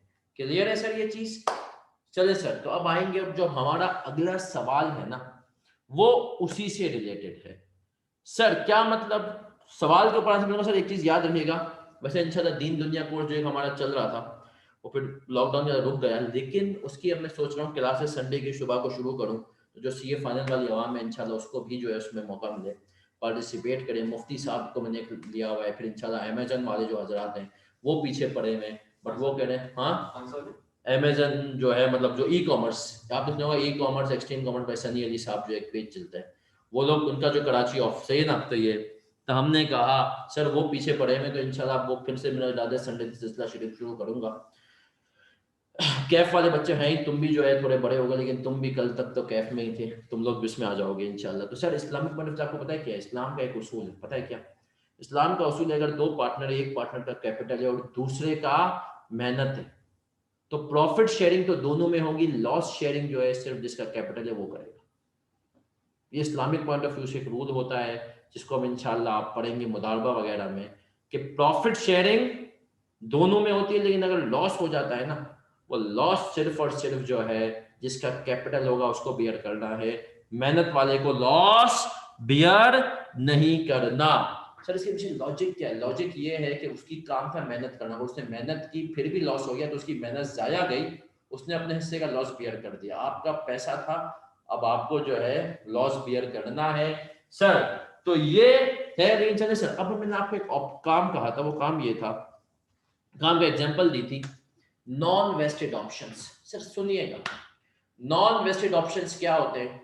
नॉन वेस्टेड ऑप्शंस ये होते हैं कि आज चाहे आपने वो ऑप्शन एम्प्लॉइज को दी हुई, किसी को वो आज एक्सरसाइज नहीं कर सकता, उसको फ्यूचर की किसी पर्टिकुलर डेट तक इंतजार करना पड़ेगा ऑप्शन को एक्सरसाइज करने के लिए। IFRS 2 में इंशाल्लाह इनके ऊपर मजीद डिटेल है कि क्या शेयर बेस्ड पेमेंट्स होती हैं, क्या इंतजार करना होता है। इसमें मैं आपको एक छोटा सा बेसिक सा कॉन्सेप्ट दे रहा हूं, और कॉन्सेप्ट ये है कि सर आपने एम्प्लॉइज को, आपके पास टिकटें नहीं थे, आपने उनको आश्रय के लिए आपने कहा एम्प्लॉइज आज मैं तुम्हें ऑप्शन दे रहा हूं, और वो ऑप्शन तुम आज एक्सरसाइज नहीं कर सकते, आज तुम उनके बदले जो है शेयर्स मुझसे नहीं ले सकते हो सस्ते में, 4 साल के बाद ले सकते हो। 4 साल अगर तुमने कंपनी में गुजार दिए, उसके बाद जो है तुम उन शेयर्स को खरीद सकते हो सस्ते में, आज नहीं कर सकते। तो सर इसको हम कहते हैं नॉन वेस्टेड ऑप्शंस। सही है सर। इसके केस में आईएएस कहता है कि यार वो जो एम्प्लॉय 4 साल के बाद इस काबिल होगा कि वो आपका ऑप्शन एक्सरसाइज कर सके, तो इसका मतलब है कि वो जो ऑप्शन एक्सरसाइज करेगा उसके लिए लाजमी है कि वो ये 4 साल आपको सर्विसेज भी दे, अपने 4 साल ये आपको सर्विसेज भी दे। तो फिर कहा ये गया कि भाई इसका मतलब ये है कि वो एम्प्लॉय जो है जो शेयर्स आपसे खरीदेगा, तो एक तो वो आपको एक्सरसाइज प्राइस पे करेगा कैश की टर्म में, दूसरा वो अपनी सर्विसेज से भी आपको पे कर रहा है 4 साल तक। तो जब डाइल्यूटेड अर्निंग्स पर शेयर की कैलकुलेशन में आओगे तो उसका कैश फैक्टर भी कंसीडर करोगे, और वो जो 4 साल तक आपको सर्विसेज दे रहा है उनको भी मॉनेटरी वैल्यू में कन्वर्ट करके कंसीडर करोगे फ्री शेयर्स निकालने के लिए। इसीलिए अगर आपको याद हो जो मैंने चार्ट बनवाया था उसके अंदर जो मैंने अभी नॉन वेस्टेड लिखा था, उसके आगे आप देखें मैंने लिखा था number of shares multiply by exercise price plus future expense. सही है सर। तो आए सर, अब इस सवाल को जब हम देखेंगे तो समझेंगे कहना क्या चाह रहे हैं हम। आए सर, क्या कह रहा है ये क्वेश्चन नंबर 38 हमारे सामने मौजूद है। कंपनी के had total earnings during year 5 of rupees 30 million, ठीक है। It has 6 million ordinary shares in issue. There are unvested employee share options on 5 lakh shares which can be exercised at a future date at an exercise price of rupees 210 per share. Sir 30 million shares हैं, मतलब earnings हैं 6 million ordinary shares हैं, और unvested employ share options हैं 5 lakh shares के, जो कि कहीं फ्यूचर में वो एक्सरसाइज करेंगे। कब करेंगे वो हमें नहीं बताया, क्योंकि यहाँ पे बिल्कुल बेसिक कॉन्सेप्ट बताना है। At an exercise price of rupees 210 per share, ठीक है जी। The future expense that the company expects to recognise in respect of these options up to the vesting date is 15 million. मतलब future में जिनको options दिए गए हैं वो आपको 15 मिलियन तक की सर्विसेज भी देंगे, ठीक है जी। Average market price of shares in company Jenny के है, कंपनी के ड्यूरिंग ईयर 5 वॉज 300। कैलकुलेट करनी है आपने बेसिक और डाइल्यूटेड ईपीएस। सही है सर। चलें सर, अब आए इसको बोर्ड पे करेंगे सॉल्व, 7 सॉल्व करेंगे फिर आगे बढ़ेंगे। सबकी तवज्जो बोर्ड पे, सबकी तवज्जो बोर्ड पे।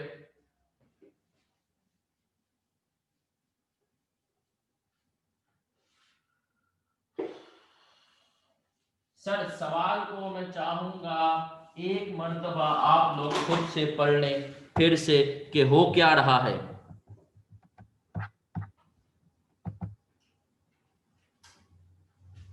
सर मार्केट प्राइस, पीर मोहम्मद का सवाल है सर, जो मार्केट प्राइस लेते हैं कब लेते हैं? सर ये आइडियली हम पूरे साल की एवरेज प्राइस लेते हैं, क्योंकि डाइल्यूटेड ईपीएस हम साल के एंड में ही कैलकुलेट कर ले होते हैं पीएनएल बनने के बाद। तो पूरे साल की एवरेज प्राइस, सर ये एवरेज प्राइस कहां से मिलती है? स्टॉक मार्केट की वेबसाइट से। सर कोई ऐसी एप्लीकेशन है जो हमें स्टॉक मार्केट के शेयर्स का डेटा फौरन दे दे? है कोई ऐसी एप्लीकेशन? एप्लीकेशन है, मोबाइल एप्लीकेशन जो हमें शेयर्स की डेटा फौरन दे दे। सर है कोई ऐसी एप्लीकेशन? इन्वेस्टिफाई। सर सर हमने कहा PSX की भी है, लेकिन PSX से अच्छी एप्लीकेशन है मेरा बच्चा, जिसको हम प्यार से कहते हैं इन्वेस्टिफाई। आपको सर मैं एक मिनट स्क्रीन पे दिखा देता हूँ इन्वेस्टिफाई एप्लीकेशन। सर ये चीजें भी जरूरी है ना, PSX डेटा पोर्टल अपनी जगह है, बट भाई ये चीजें जरूरी हैं। अगर आपको स्क्रीन पे नजर आ रही है ना ये एप्लीकेशन, बट खैर इतना वो हुआ है कि ये आपको शायद नजर नहीं आएगी। ये एप्लीकेशन इस तरीके से चलती है सर, दिखती है, ये बहुत ज़्यादा वो हुआ है। इन्वेस्टिफाई ऐप पे आप जाएंगे, ये आपको बहुत सारी चीज़ें बता देती है कि कंपनी की जो है 52 वीक्स प्राइस हाई क्या थी, लो क्या थी, और प्राइस टू अर्निंग रेशियो क्या था, बुक वैल्यू क्या चल रही है। चले सर, तो सर तो ये बहुत अच्छी ऐप है, ये मोबाइल में, एक फाइनेंस के बच्चे के मोबाइल में तो जरूर होनी चाहिए सर। सही है, ताकि चाहे आप स्टॉक एक्सचेंज में इन्वेस्ट करें ना करें, आपको शेयर प्राइस कभी होता है ना फौरन से किसी चीज की पूछी होती है, जब टक करके आप फौरन से आपके दिमाग में हो जाए कि यार शेयर प्राइस इतनी चल रही है।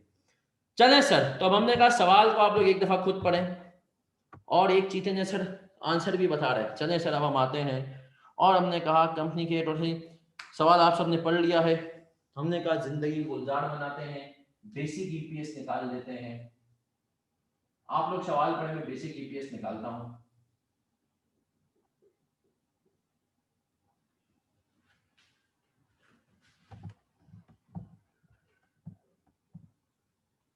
चले सर, सवाल पढ़ लिया आप लोगों ने, सवाल का खाका दिमाग में बना लिया। हमने कहा सही है बेटा, वेबसाइट का नाम नहीं बताया, काशिफ उस्मानी, एप्लीकेशन है इन्वेस्टिफाई। सही है, प्ले स्टोर पे आपको मिल जाएगी। सही है, या ऐप स्टोर पे इन्वेस्टिफाई ऐप है। चले सर, तो हमने कहा बेसिक ईपीएस पास कराएगा, कुछ भी इसमें सच मुश्किल नहीं होता। Attributable 3, variable 5। अब हमने कहा आते हैं डायल्यूटेड ईपीएस, और इसमें और पिछले सवालों में फर्क ये था कि सर पिछले सवालों में जो ऑप्शंस थे वेस्टेड थे, एम्प्लॉय जब चाहे उनको एक्सरसाइज कर रहा था। यहाँ पे वेस्टेड नहीं अनवेस्टेड है, फ्यूचर में कर सकता है, फ्यूचर में कर सकता है। तो अगर ऑप्शंस को वो आज एक्सरसाइज नहीं कर सकता, फ्यूचर में कर सकता है, तो हमने कहा फ्यूचर में इसका मतलब है कि आपने उसके ऊपर एक पाबंदी लगा दी कि तुम फ्यूचर में एक्सरसाइज करोगे, तो फ्यूचर में वो बेचारा जब आपको 3-4 साल की सर्विसेज और देगा तब उसको ये हक मिलेगा। तो वो अपनी सर्विसेज भी आपको दे रहा है, उन सर्विसेज को भी काउंट करो।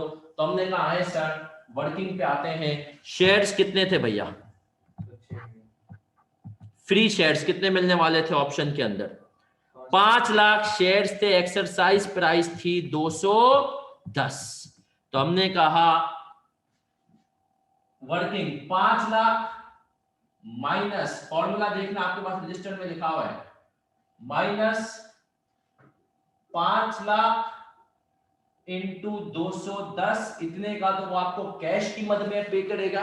सही है, और फिर इसने कहा भाई वो तुम्हें कुछ सर्विसेज भी आज दे रहा है, क्योंकि अगर किसी को तुम्हारा पार्टनर बनना है तो जरूरी नहीं है कि वो तुम्हें कैश ही दे, वो तुम्हें सर्विसेज भी दे सकता है। बिल्कुल सही है सर, अगर वो मुझे सर्विसेज भी दे सकता है, तो हमने कहा प्लस 15 मिलियन का उसने कहा वो आपको सर्विसेज देंगे, डिवाइडेड बाय मार्केट प्राइस कितनी है भाई? 300। तो आपके पास फ्री के शेयर्स कितने आ गए? 1,45,000, 145,000। तो हमने कहा नॉर्मल शेयर्स है आपके पास 6 मिलियन, और फ्री शेयर्स कितने आ गए, फोकट के शेयर्स कितने आ गए? 1,45,000। तो भैया टोटल शेयर कितने होंगे? 6145,000। तो सर प्रॉफिट एट्रीब्यूटेबल 30 मिलियन ही रहा। वेटेड एवरेज शेयर्स कितने हो गए? 6145,000। एक बच्चा कह रहा है सर 1 लाख है free shares. Free shares 1 lakh है, 1,45,000, 1 लाख सर। तो हमने कहा इस तरीके से जो फ्री शेयर्स आ रहे हैं वो आ रहे हैं 1 लाख। अब आप मशीन पे हाथ सही चलाएं। सही है sir, 5 lakh into 210 plus 15 million divided by 300। तूने कहीं 15 जगह 1.5 का नहीं ले लिया भाई? 0.1 मिलियन ते ईपीएस कितनी आ गई? ईपीएस कितनी आ गई? सर 4.92 4.92। ठीक है जी, क्लियर है? गलती पता चली? चले सर याद रखिएगा, मशीन पे आपका हाथ वैसे ही बहुत तेज होना चाहिए, और फर्म में तो मशीन पे हाथ हद से ज्यादा तेज हो। फर्म में बताओ सबसे पहला काम क्या करोगे तुम लोग? अभी फर्म में जो जाओगे तो पहला काम क्या करोगे? मैंने बताया था। नहीं अबे एक्सपेंसेस वगैरह पे तो बात पे, देखिए डिनर करेंगे मुफ्ता पहले। सर वो तो तुम लोग करोगे ही, फर्म में इतना बाहर का खाओगे कि जिंदगी में तुमको अम्मी के हाथ का खाना याद आएगा, तुम्हें अम्मी के हाथ का खाना याद आएगा। सही है सर। लेकिन सर फर्म में जो आप पहला काम करेंगे, वो पहला काम आप ये करेंगे कि आप जो है मुफ्ते के शेयर वो करेंगे, पहले उसको ब्रैकेट को सॉल्व करो, मुझे रोबोट मास गलत लगा रहे हैं सर। कास्टिंग करेंगे, आप सबसे पहला काम करेंगे कास्टिंग। और सर कास्टिंग का जो एरर है ना, वो हराम समझा जाता है। क्या मतलब? सर अगर कास्टिंग का अगर आपने एरर कर दिया ना, तो हमारे जमाने में तो समझे उसकी सजा नेक्स्ट टू मौत थी, नेक्स्ट टू मौत थी। एक मजेदार वाक्य बताता हूँ कि मेरी बचत कैसे हो गई। मेरी बचत ऐसे हुई, मैं आपको बड़ा एक इंटरेस्टिंग वाक्य बताता हूँ। सर एक क्लाइंट पे था, नाम नहीं लूंगा, और अगर आपके सीनियर ऐसे हो ना कि जो कि आपको खुद गलती करके आपको पकड़वा दे, तो आप बहुत बुरी चीज हो जाती है। क्या मतलब सर? मैं आपको एग्जांपल देता हूँ कि सर मैं क्लाइंट पे था, और उस क्लाइंट पे ना जब आप इंशाल्लाह बनाएंगे ना हाफ ईयरली अकाउंट्स, तो हाफ ईयरली अकाउंट्स में क्या होता है, P&L के 4 कॉलम बनते हैं। सही है? हाफ ईयरली अकाउंट्स में P&L के, सही है, वो बनता ही हुए कि 6 months current year, 6 months previous year, second quarter. क्योंकि भाई जो छठा 6 महीने खत्म हो रहे हैं, तो आपने कहा वो जो 6 महीने खत्म हो रहे हैं उसमें 2 क्वार्टर है, पहला क्वार्टर भी और दूसरा क्वार्टर भी, तो सेकंड क्वार्टर के भी हम अलग से अकाउंट्स बताते हैं। Second quarter current year, second quarter. तो अगर आप किसी भी कंपनी के 6 महीने के अकाउंट्स, इंटरिम अकाउंट्स जो होते हैं ना, उनको उठाएंगे तो आपको ये नजर आएगा। अच्छा सर ये फिगर्स तो सिंपल होती है, ये जो सेकंड क्वार्टर की फिगर आती है ना, ये ऐसे आती है, हम 6 मंथ्स की फिगर हमारे पास ऑडिट की होती है, हम वो लेते हैं, और जो फर्स्ट क्वार्टर होता है ना, उसके अकाउंट्स कंपनी ने बनाए हुए भी होते हैं, लिस्टेड कंपनी पब्लिश भी करती है, तो हम फर्स्ट क्वार्टर की फिगर्स वहां से उठाते हैं। 6 महीने की फिगर्स ये, फर्स्ट क्वार्टर की फिगर्स कंपनी के अकाउंट्स, और आपके पास सेकंड क्वार्टर की फिगर आ जाती है बैलेंसिंग फिगर। सही है सर? अब एक कंपनी के हम इंटर्न में थे, हम 3 लोग थे वहां पे, और मेरा जो जॉब इंचार्ज अगर आपका एक फट्टू आदमी है, तो ये भी एक बहुत बुरी बात है। मेरा जॉब इंचार्ज फट्टू आदमी, जब जॉब इंचार्ज फट्टू आदमी तो मैं पहचान हो जाएगा। फट्टू कौन होगा? जो रिस्पॉन्सिबिलिटी नहीं लेगा। तुम अभी जूनियर हो, उसका काम है रिव्यू में तुम्हें प्रोटेक्ट करना। अगर वो तुम्हें रिव्यू के दौरान प्रोटेक्ट नहीं कर रहा, बल्कि उसने तुम्हें कुछ काम वाम में इतनी हेल्प नहीं की, और रिव्यू में तुम्हें शेर के आगे, मतलब पार्टनर के आगे अकेला बिठा दिया, और वो कहीं तुम फंस रहे हो और वो इंटरप्ट करके पार्टनर को जवाब नहीं कर रहा, मतलब पार्टनर को घुमा नहीं रहा, तो उसका मतलब वो फितरतन फट्टू आदमी है। फर्म में ऐसे जॉब इंचार्ज मशहूर होते हैं। जॉब इंचार्ज साहब थे हमारे फट्टू। सही है। सेकंड मैन था इंतहाई तेज आदमी। सही है। थर्ड मैन जूनियर था, मैं था। हुआ ये कि सर एक क्लाइंट में यही हाफ ईयर हमने निपटाया, और हम जो है खत्म हो गया क्लाइंट। उसके बाद तीनों अलग अलग जॉब से फिर चले गए, मैं कहीं और किसी जॉब पे चला गया, बाकी जॉब पे क्लाइंट पे अकाउंट्स जा चुके हैं, बस पार्टनर को इनिशियल करना था, वो उसने मैनेजर ने कहा कि मैं संभाल लूंगा। हुआ ये कि सर क्लाइंट ने फर्म को इन्फॉर्म किया कि यार ये आप लोगों ने क्या किया, फाइनल अकाउंट जो हमें दे रहे हो, जिसपे पार्टनर को इनिशियल बस करने थे, जो हमें रिव्यू के लिए दिए हैं, उसमें सेकंड क्वार्टर की फिगर्स गलत है। सेकंड क्वार्टर की फिगर्स गलत है, प्लस माइनस सही नहीं हुआ, वहां पे सुना दी कि फर्म को ये करने नहीं आता। फोन किया गया जॉब इंचार्ज को, जॉब इंचार्ज ने भाई बोला कि ये तो जूनियर उसने किया हुआ होगा। सेकंड मैन ने लबैक की कि भाई ये तो जूनियर उसने ये काम किया हुआ होगा। मुझे फर्म में बुला लिया गया। अब सबने कहा बेटा तेरी तो मौत है, मतलब ये बंद कर दिया तूने प्लस माइनस का। अच्छा, मेरे पास रीजन था। मैंने कहा कि यार जब इसके अकाउंट्स में ये जो सेकंड क्वार्टर वाले फिगर एंड में करते हैं, जब ये डली थी ना, मैं उस टाइम पे इस जॉब पे था ही नहीं, मुझे तो इससे पहले ही पोस्ट कर दिया गया था और मैंने साबित कर दिया कि देखिए इस दिन का मैसेज है, इस दिन मैं इस क्लाइंट पे था, क्लाइंट पे जाके वो जो रजिस्टर में एंट्री करनी होती थी उसी गेट पे चेक करे, मैं तो वहां पे था ही नहीं।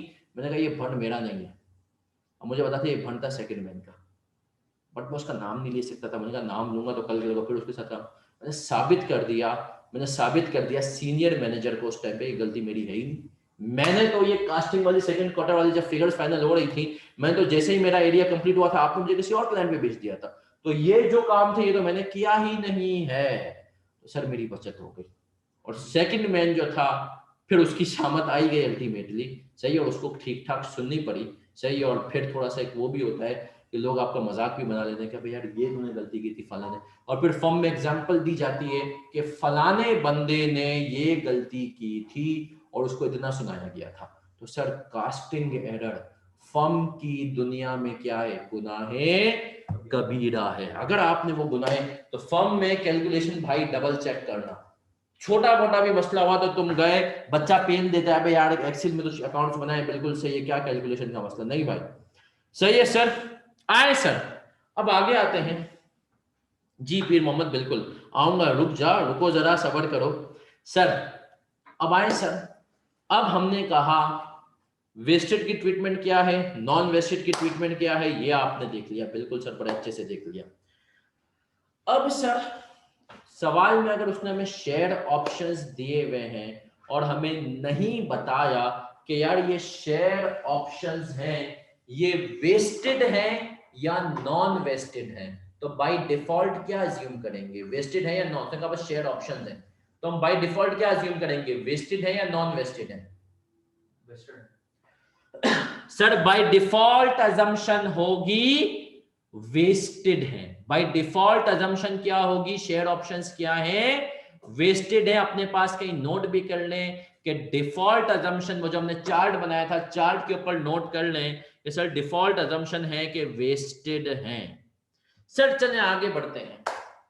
सर अब तक सर अगर फ्यूचर कॉस्ट उसने सवाल में हमें दे दी और फिर भी उसने कुछ नहीं लिखा तो भी हम बाय डिफॉल्ट अजम्पशन लिखेंगे वेस्टेड है सर वो, लेकिन ऐसा करेगा नहीं। सवाल ये पॉइंट यही होता है कि सर वो अगर फ्यूचर कॉस्ट लिखेगा तो मेंशन करेगा नॉन वेस्टेड है, सही है सर।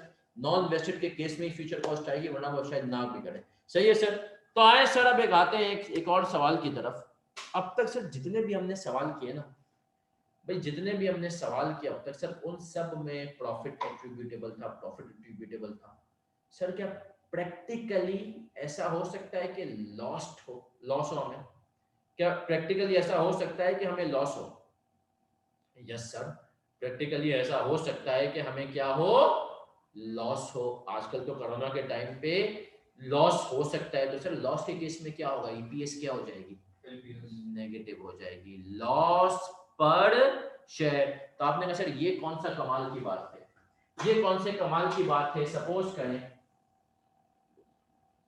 ये सपोज करें सर, सपोज करें कि लॉस पर शेयर सही है था आपका, और आपने कहा ये आ गया, तो सर ईपीएस कितनी हो जाएगी, -5। ईपीएस कितनी हो जाएगी, -5। यहां तक क्लियर है, ईपीएस कितनी हो जाएगी, -5। आइए सर एक छोटी सी चीज पे और आपको लेके आता हूं। सर अगर लॉस पर शेयर होता है ना, तो कहानी थोड़ी सी चेंज हो जाती है, कहानी थोड़ी सी।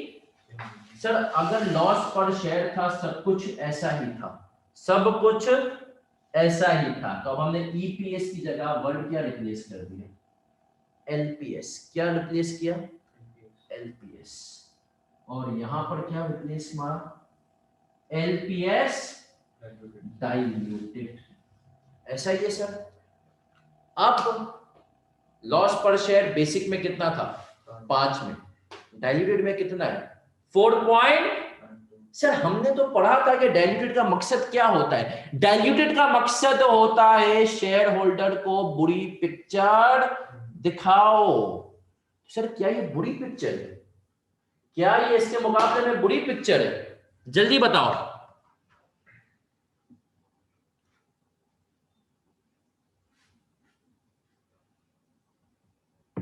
सर पॉइंट समझ रहे हो? सब बताओ सर। 5 का लॉस पर शेयर था बेसिक में, और जब आपने डायल्यूटिव का इंपैक्ट डाला तो वो लॉस पर शेयर क्या हो रहा है? क्या हो रहा है? लॉस पर शेयर बढ़ रहा है या कम है? तो ये बुरी पिक्चर है या अच्छी पिक्चर है?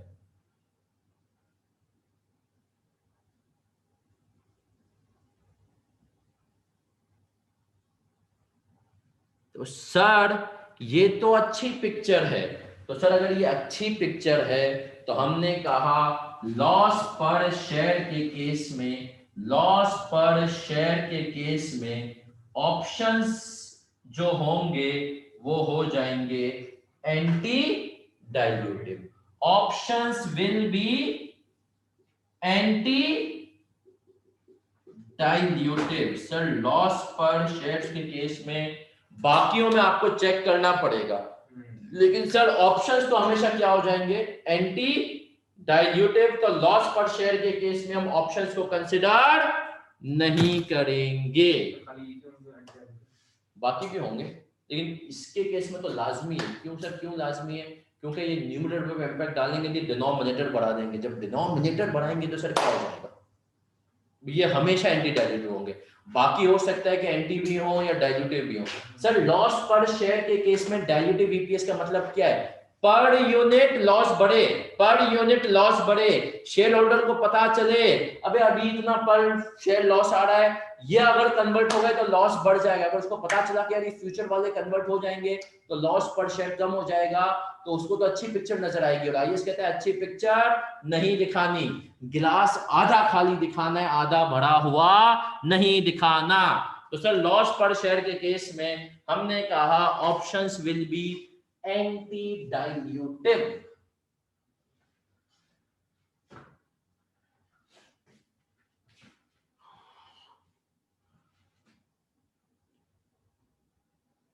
क्लियर हो यहां तक? तो सर अभी देखो, अभी तक है ना हमने सारी चीजें टुकड़े टुकड़े में पढ़ते हैं, ताकि अभी तुम्हारी कॉन्सेप्ट बिल्डिंग चल रही है। ये आईएएस प्रैक्टिकल लाइफ के लिहाज से बहुत इंपॉर्टेंट है। सीए क्वालिफाइड से उम्मीद की जाती है वो ईपीएस सही से कैलकुलेट करेगा। ईपीएस की गलती गुनाह कबीरा है। क्यों कबीरा है सर? ईपीएस की गलती गुनाह कबीरा इसलिए गुनाह कबीरा है क्योंकि ईपीएस आप स्टॉक एक्सचेंज में रिपोर्ट करते हो। आपको पता है अगर आपने ईपीएस एक दफा स्टॉक एक्सचेंज में एक चीज गलत रिपोर्ट कर दी, सही है, और बाद में अगर आपने उसकी कोई करेक्शन की ना, तो मेरे ख्याल में कोई 8 लाख से 1 मिलियन तक की पेनल्टी है। अगर आप किसी कंपनी में फाइनेंस मैनेजर है, क्वार्टरली अकाउंट से ऑडिटर तो ऑडिट नहीं करता, आपने ईपीएस सही से नहीं सोचा हुआ और आपने ईपीएस गलत कंप्यूट कर दी, तो पता है क्या होगा सर? फिर होगा ये कि कंपनी आपकी वाट लगा देगी, क्योंकि अगर वो ईपीएस चली गई स्टॉक है। सर ऐसा प्रैक्टिकली होता है, ऐसा प्रैक्टिकली होता है कि क्लाइंट के अगर कोई बंदा बहुत ज्यादा क्वालिफाइड ना हो ना, या जिसको ईपीएस पढ़े हुए टाइम हो गया, तो वो ऑडिटर को फोन करके कहता है, जो ऑडिट इंचार्ज होता है लास्ट टाइम का, बोलता है यार मैंने ईपीएस निकाल ली है, एक दफा चेक तो कर ले सही निकाली नहीं निकाली। सही है सर? तो सूरत हाल नाजुक हो जाती है। चले मेरा बच्चा, अब आए सर लॉस पर शेयर। जैसे अर्निंग्स पर शेयर होती है तो हम लॉस पर शेयर की बात करते हैं, ठीक है? लेकिन टोटल लॉस होगा, ये टोटल, अब ये प्रॉफिट एट्रीब्यूटेबल नहीं, ये हम इसको लॉस एट्रीब्यूटेबल कहेंगे, ठीक है? तो हमने कहा ये लॉस एट्रीब्यूटेबल है। चलिए सर, अब हमने कहा बस पास्ट पेपर जो हमारे दरमियान 1-2 सवालों की दूरी है और एक क्विज की दूरी है। सर क्विज लेंगे हम, बिल्कुल, हम इंशाल्लाह, हो सकता है अगले जुमेरात की जो पहली क्लास हो उसमें क्विज हो। लेकिन सर अब एक और चीज की तरफ मैं आपको लेकर के जा रहा हूं, और वो एक और चीज है, आज की क्लास का आखिरी कॉन्सेप्ट आप समझे सर। वो एक और चीज है सर, सुनिएगा जरा गौर से प्लीज, सबकी तवज्जो।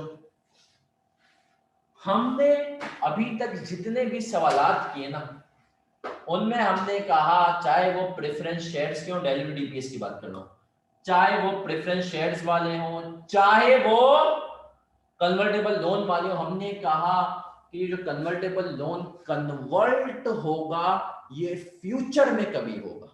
क्या पढ़ा हमने कि जो कन्वर्टेबल लोन कन्वर्ट होगा ये फ्यूचर में कभी कन्वर्ट होगा, इस साल कन्वर्ट।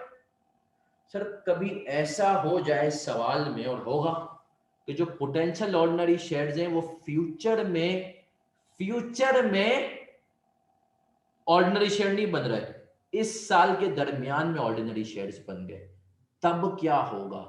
तब आपने कहा उनका इंपैक्ट बेसिक पे भी आएगा और उनका इंपैक्ट डाइल्यूटेड पे भी आएगा। आए सर, इसको पहले एक चार्ट की सूरत में डॉक्यूमेंट करते हैं। नहीं, डाइल्यूटेड का बेसिक का आधे साल का आया होगा, डाइल्यूटेड में बाकी आधे साल करेंगे। अभी बताता हूँ, अभी एक सवाल करेंगे क्लियर होगा। चले सर, एक क्वेश्चन सर, ये जितने भी चार्ट्स बना रहा हूँ ये आप लोगों के लिए लास्ट डे रिवीजन है। इनको अगर इंशाल्लाह आपने आखिरी दिन देखा तो आपके कॉन्सेप्ट्स क्लियर हो जाएंगे। एफएआर जो जिन्होंने मुझसे पढ़ा था उनको पता है मैं समरीज देता हूँ, तो सर इंशाल्लाह इस किस्म के चार्ट्स की मदद वाली समरीज भी आप लोगों को यहाँ पर भी मिलेंगी, ताकि आखिरी दिन इसका रिवीजन आसान हो जाए। हालांकि सर होता ये पहला पेपर है, लेकिन still what if potential ordinary shares converted into ordinary shares during the year। अगर पोटेंशियल ऑर्डिनरी शेयर्स कन्वर्ट हो जाएं ऑर्डिनरी शेयर्स में साल के दौरान, तो क्या करेंगे? बेसिक ईपीएस और डाइल्यूटेड ईपीएस का इंपैक्ट क्या होगा? बेसिक ईपीएस में include them in computation of weighted average shares from the date of conversion।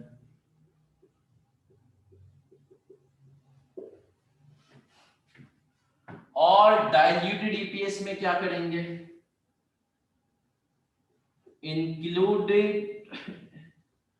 include them in weighted average shares computation from beginning of year till the date of conversion।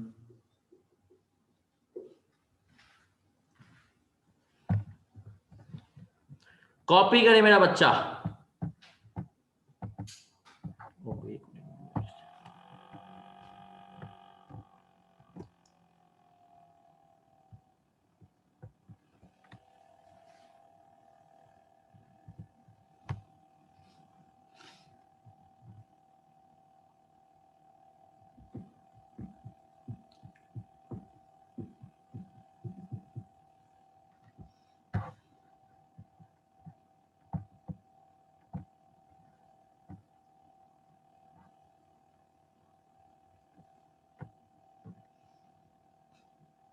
जी पीर मोहम्मद, कुछ ऐसा ही है लेकिन समझाऊंगा ऐसा क्यों है।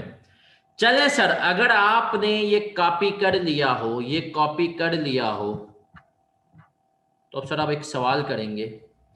Question number 35, question number 35 आपके सामने आ रहा है। Conversion right exercised in the year, और मैं चाहूंगा, अच्छा कॉपी नहीं किया, एक मिनट रुक जाए, फिर मैं हटा देता हूं। मैं चाहूंगा, अच्छा कॉपी करना है कर ले भाई, कर ले, कॉपी कर लें, कोई टेंशन, कोई दिक्कत, कोई परेशानी की बात नहीं है।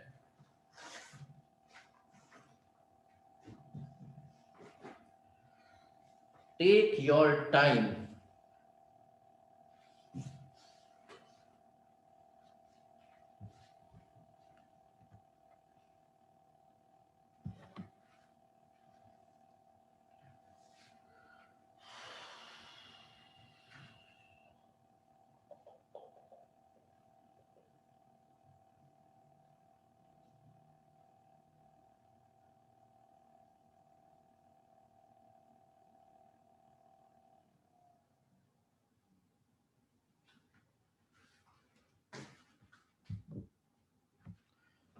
What if potential alternation converted into alternate during the year? Basic EPS include them in computation of weighted from the date of conversion.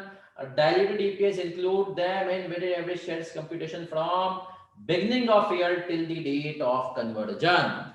चले मेरा बच्चा, अब एक सवाल आपके सामने है और मैं चाहूंगा कि क्विकली बोले तो सर बहुत ही जल्दी आप सब इसकी बेसिक ईपीएस कंप्यूट करें। बहुत ही जल्दी आप सब इसकी बेसिक ईपीएस कंप्यूट करें।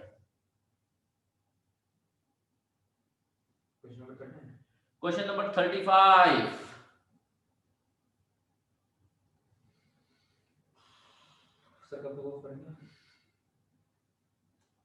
सर बस ये सवाल जैसे ही हमारा होगा खत्म हो जाएगी क्लास।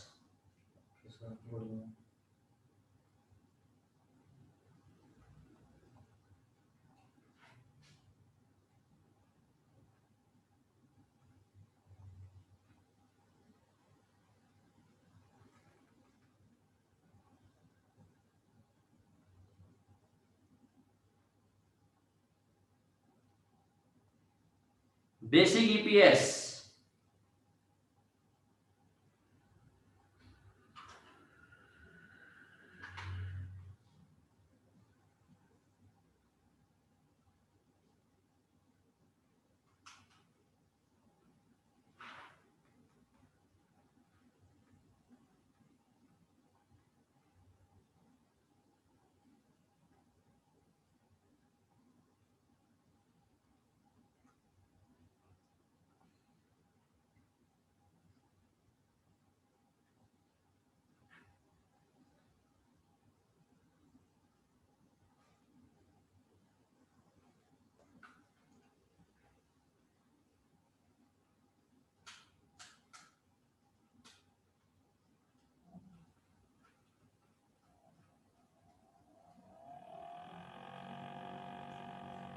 जब बेसिक ईपीएस में न्यूमरेटर में बढ़ाएंगे इंटरेस्ट रेट होगा। क्या बेसिक ईपीएस में ऐड करेंगे इंटरेस्ट होगा।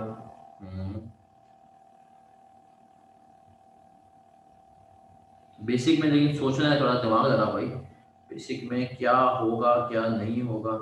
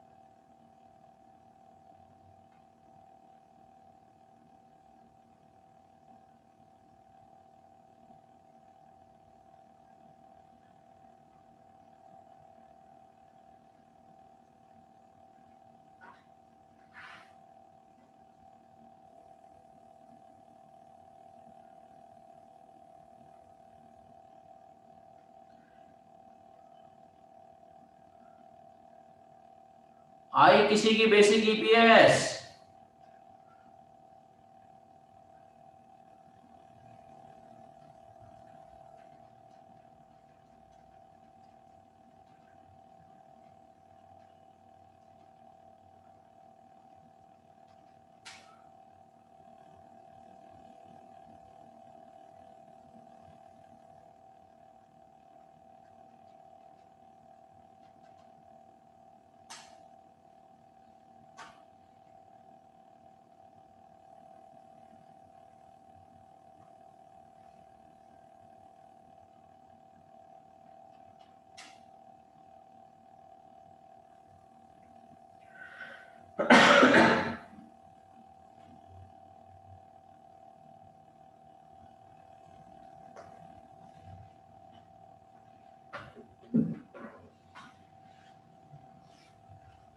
आई एक बच्चा कह रहा सर केपीएमसी में इस बार इंडक्शन। हाँ हाँ मेरा बच्चा इसी का होगा। तुक्का बेसिक तो तुम लोग निकाल सकते हो, थोड़ा सा दिमाग लगाओ।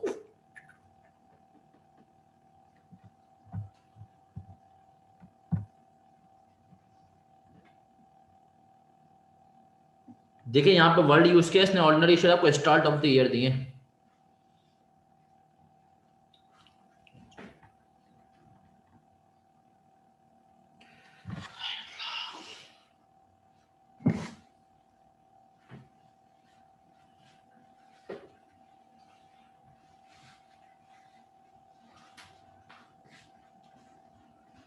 इंतजार है आपके जवाब का।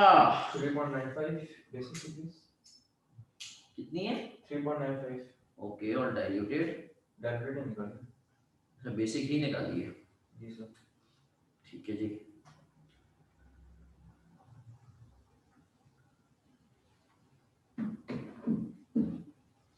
सही है। सोचा सर थोड़ा सर दिमाग लग रहा, दिमाग के ये IAS 33 का सवाल है, IAS 8 का सवाल नहीं है। कितने हिंट दूंगा, ये IAS 33 का सवाल है, IAS 8 का सवाल नहीं है। भाई निकाली किसी ने बेसिक? या सर हम स्लो बॉल पे आउट हो गए? बेटा 35, क्वेश्चन नंबर 35, 2.49, 3.93 बेसिक EPS। सुभान अल्लाह, 3.9394, ये माशाल्लाह एक के बाद अब एक आंसर आने लगा है। मेरा भी 3.94 आ रहा है। हम्म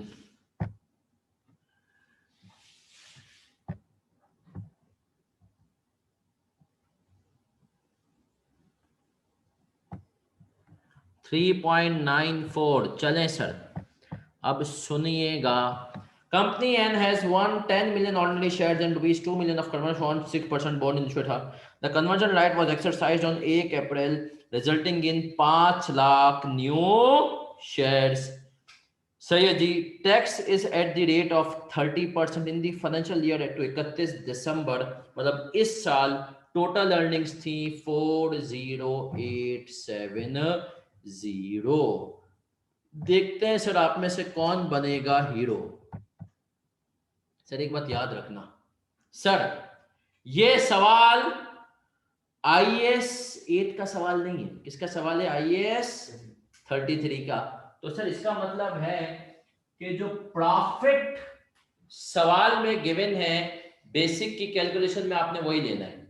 जो सवाल का प्रॉफिट है बेसिक की कैलकुलेशन में आपने वही लेना है। क्यों सर? उसके अंदर शुरू के 3 महीने का शामिल होगा इंटरेस्ट एक्सपेंस, बाद के 3 महीने, बाद के 9 महीने का शामिल नहीं होगा, और होना भी यही चाहिए। तो हम जब आए, हमने कहा बेसिक EPS निकालेंगे, तो बेसिक EPS के लिए हम प्रॉफिट एट्रीब्यूटेबल कितना लेंगे? प्रॉफिट एट्रीब्यूटेबल कितना गिवन है भाई? 870। इसमें कोई एडजस्टमेंट नहीं करेंगे। हम कहेंगे सवाल का जो प्रॉफिट है इसमें से शुरू के 3 का इंटरेस्ट माइनस हुआ हुआ है एक्सपेंस, जो कि होना भी चाहिए था, बाकी के 9 का नहीं हुआ हुआ। सही है सर, क्योंकि प्रॉफिट फॉर द ईयर आपको गिवन है। चले सर, फिर हमने कहा इसके वेटेड एवरेज शेयर्स की करेंगे वर्किंग। इसके वेटेड एवरेज शेयर्स की सर क्या करेंगे? वर्किंग। हमने कहा भैया इसका जब वेटेड एवरेज शेयर्स पे हम आएंगे, तो हमने कहा वही पुरानी वर्किंग, याद है कि नहीं याद है? सर जरूरी है हम इतनी लंबी वर्किंग से करें? नहीं, तो शॉर्टकट से भी कर सकता है, लेकिन भाई हमें समझने के लिए जरूरी है। डेट, नंबर ऑफ शेयर्स, फिर हमने कहा सर क्या लेंगे? पीरियड, कोई बोनस कुछ भी नहीं, वेटेड एवरेज शेयर्स, है ना सर? तो हमने कहा भाई डेट, साल शुरू हुआ तो 1 जनवरी से लेकर 31 मार्च तक। भाई नए शेयर्स कब आ रहे हैं? अप्रैल में आ रहे हैं ना सर? यस सर, नए शेयर्स आ रहे हैं कब? अप्रैल में। तो अगर सर नए शेयर्स आ रहे हैं अप्रैल में, तो हमने कहा साल के शुरू तक से लेकर मार्च तक हमारे पास थे 10 मिलियन शेयर्स। कितने शेयर्स थे? 10 मिलियन। 3 महीने रहे 10 मिलियन, कितना हो गया भाई? ये 2.5 मिलियन 2.5 मिलियन। फिर हमने कहा सर हुआ क्या, हुआ ये कि 1 अप्रैल से 31 दिसंबर तक कितने शेयर्स आ गए? सर 5 लाख और आ गए 10.5 10 मिलियन पहले थे, 5 लाख और आए, ये हो गए 10.5 मिलियन। अब ये रहे टोटल 9 महीने, कितना हो गया भाई? 7.875 मिलियन। हाँ 7.875 7.875 मतलब 7875000, ऐसा ही। Yes sir. टोटल शेयर्स कितने हो गए? सर 10.375 10.375। 5 तो आपने कहा 1037500। तो भैया ईपीएस कितनी हो गई बेसिक वाली? 3.94। एक सेकंड बस, नहीं सर तुम लोगों ने क्या किया था, इसमें से माइनस कर दिया था यस। जो 3.94 वाली अमाउंट थी। भाई बेसिक में से क्यों माइनस करना है? प्रॉफिट गिवन है तो समझो सब कुछ सही हुआ है, बस वेटेड एवरेज शेयर्स की कैलकुलेशन, क्योंकि उसने हमें 10 मिलियन शेयर्स कह दिए थे साल के शुरू में थे, तो हमने कहा साल के शुरू में थे तो ये 3 महीने रहे होंगे, बाकी बढ़ गए होंगे। 3.94 ही ईपीएस आ रही है, क्योंकि सर इंटरेस्ट का एलिमेंट को इतना बढ़ा नहीं है ना सर? क्लियर है मेरा बच्चा? ये सबको क्लियर है तो लिखो सीसी।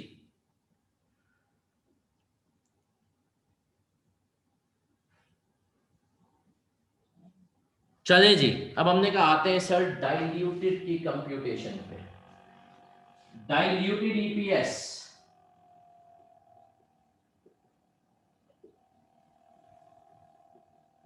सर डाइल्यूटेड ईपीएस पे आए, प्रॉफिट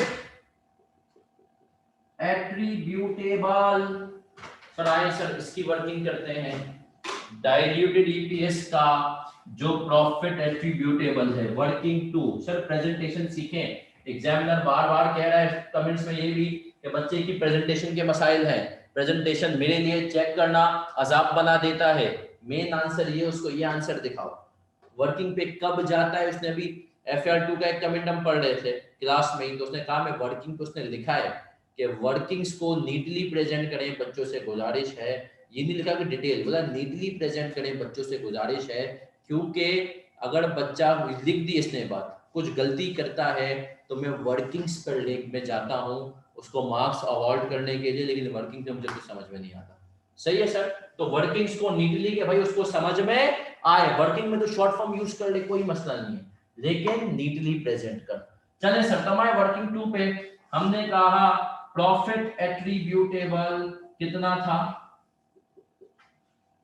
4087000। अब हमने कहा भाई यहां पर आपको डाइल्यूटेड के अंदर, क्योंकि ये शेयर्स कन्वर्ट हो गए हैं ड्यूरिंग द ईयर, तो यहां पर आपको डाइल्यूटेड के केस में अजम्पशन ये लेनी है कि जो है अगर ये शेयर्स साल के शुरू से कन्वर्ट हो जाते तो क्या इंपैक्ट होता।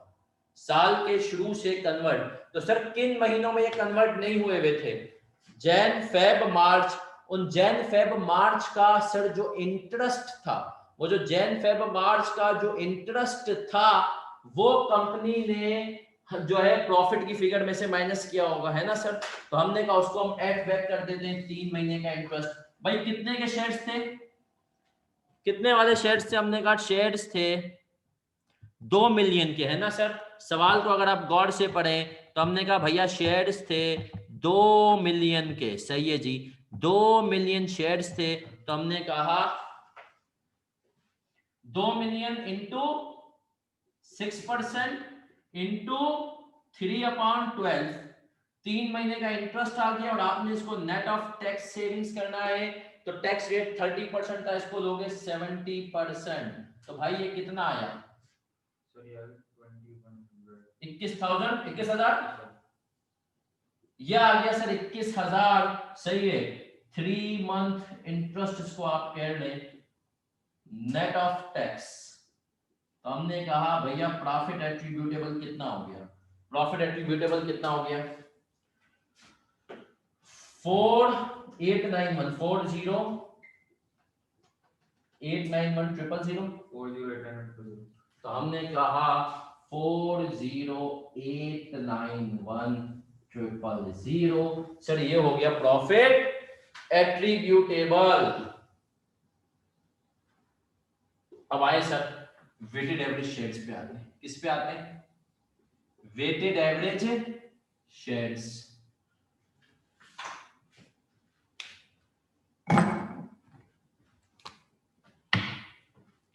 सर वेटेड एवरेज शेयर्स की कैलकुलेशन पे आते हैं। सबकी तवज्जो बोर्ड पे, सबकी तवज्जो बोर्ड पे। हमने कहा सर बेसिक ईपीएस के हिसाब से कितने थे वेटेड एवरेज शेयर्स? आपने कहा 10375 कि भाई बेसिक के हिसाब से जब वो अप्रैल में कन्वर्ट हुए तो उनका आपने इंपैक्ट ले लिया, सही है। 3 महीने 10 थे, फिर जो 5 लाख शेयर्स कन्वर्ट होके आए उनका आपने 9 महीने का इंपैक्ट तो ले लिया। अब सिर्फ आपको ये अज्यूम करना है कि अगर ये साल के शुरू से कन्वर्ट हो जाते तो क्या इंपैक्ट होता। तो इसका मतलब है 9 महीने का 5 लाख का इंपैक्ट आ चुका है, आपको कितने महीने का लेना है? 3 महीने का इंपैक्ट लेना है। तो आपने कहा कि इसका इंपैक्ट आता इंपैक्ट ऑफ 3 मंथ्स, 3 महीने का इंपैक्ट कितना आ जाता भाई? 5 लाख शेयर्स थे, अभी वेटेड एवरेज हो करके ये 375 बने ना, 5 लाख। तो आपने कहा सर 3 महीने का इसका इंपैक्ट में लेता, ये कितना हो जाता? 1,25,000। टोटल शेयर्स कितने हो जाते? 105। तो आपने कहा इसको वर्किंग 3 का नाम दे दें सर, प्रेजेंटेशन मैटर्स। तो आपने कहा वर्किंग 2 और वेटेड एवरेज शेयर्स इस केस में हो जाते वर्किंग 3, तो ये हो जाता 10। अब बताओ ईपीएस कितनी है?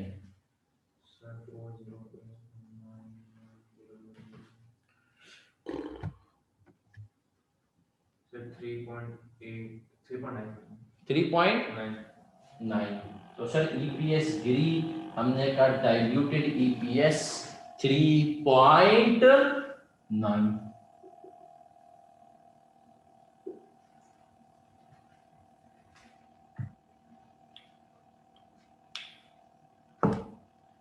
अच्छा 3.89 3.9 चले सर, 3.9 और 3.89 मैं सोचा पॉइंट्स में 2 पे चले जाते हैं। 3.89 सर क्या हम क्लियर है? क्या हम क्लियर हैं? तो जल्दी से बोल दें यस सर। सर यकीन माने बस अब एक कंटिजेंटली इशूएबल शेयर का कॉन्सेप्ट है और उसके बाद we are good to go for past papers, जिसके अंदर सब मिल के आ जाएंगे। जो इंडिविजुअल टॉपिक्स पढ़े हैं आइसोलेशन में वो सब मिल के आएंगे, लेकिन कोई इतना मुश्किल नहीं है। लेकिन सर मैंने एक आपसे जो है ना मासूमाना सवाल है, मासूमाना सवाल है, जरा सुनिएगा। सर ये कोई अजीब सी बात आपको नहीं लगी? भाई आप डाइल्यूटेड में कहते हैं कि फ्यूचर की पिक्चर बुरी दिखाओ, फ्यूचर की पिक्चर बुरी दिखाओ। तो सर ये तो फ्यूचर था ही नहीं, ये तो करंट था, इसी साल कन्वर्ट हो गए ना, फिर इनका साल के शुरू का 3 महीने का इंपैक्ट क्यों लिया?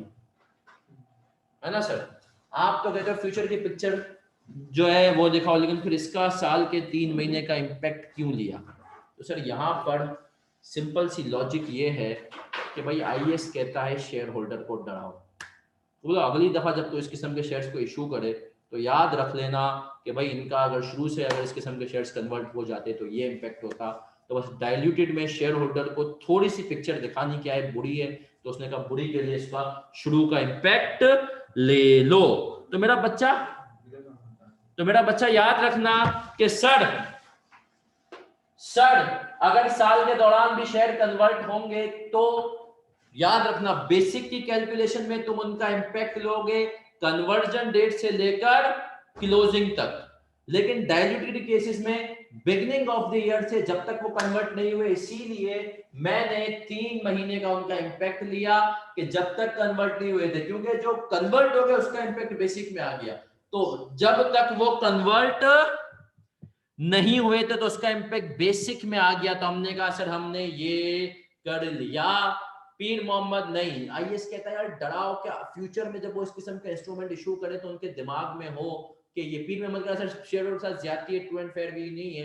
आईएएस कह रहा है कि यार उनको इंडिकेशन दो, अगर फ्यूचर में ये तुमने इस किस्म के शेयर इशू किए और मिड ऑफ द ईयर वो कन्वर्ट हो गए तो तुम्हारे पास ईपीएस पे ये इम्पैक्ट आ सकता है इस किस्म का, इसलिए थोड़ा सा डराओ। सही है सर, तो ये चीज है। अरीज क्लियर है बेटा? तो हमने कहा सर अब तक हम डायल्यूट डीपीएस को अगर एक दफा क्विकली रिवाइज कर लें बिफोर एंडिंग, तो हमने कहा सर सबसे पहले वो हमें कहता है कि भाई dilute DPS potential ordinary shares जो होते हैं अगर वो कन्वर्ट हो जाए बिगनिंग ऑफ द ईयर से तो उनका इम्पैक्ट क्या होगा।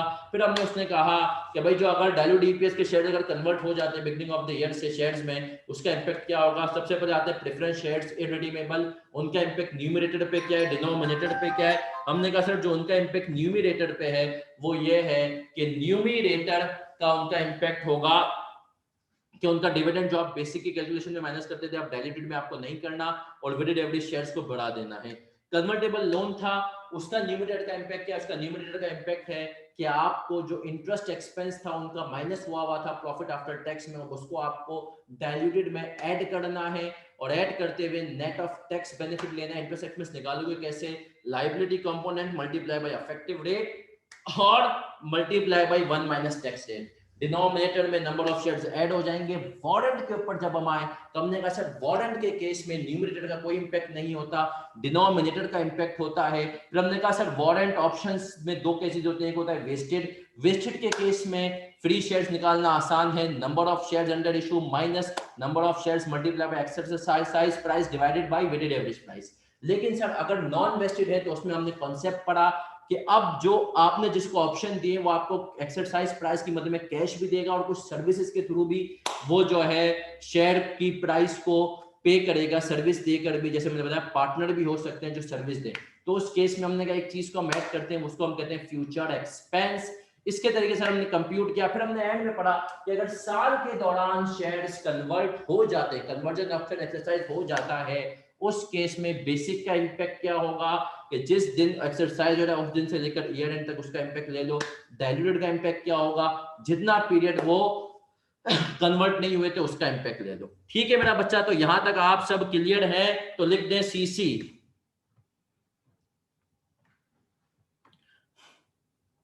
नहीं रामील, कैलकुलेशन में इतनी कॉम्प्लेक्सिटी नहीं डाली गई। ठीक है मेरा बच्चा, यहां तक क्लियर है तो सीसी लिख दें। और अब हम मिलेंगे इंशाल्लाह कल सेम टाइम 6:30 बजे, एक तकरीबन समझे आखिरी कॉन्सेप्ट पढ़ेंगे और फिर हम इंशाल्लाह आएंगे पास पेपर्स पे से। केपीएमजी में इस बार इंडक्शन हो रही हैं यार, मुश्किल लग रहा है, अब तक तो इन्होंने कुछ अनाउंस नहीं किया, मुश्किल लग रहा है यार। मैंने एक आध बच्चे का सुना था इंटरव्यू हुआ है, वैसे ज्यादा का नहीं सुना। ठीक है मेरा बच्चा, किसी का कोई सवाल और है तो पूछ सकता है, बाकी लोग जा सकते हैं।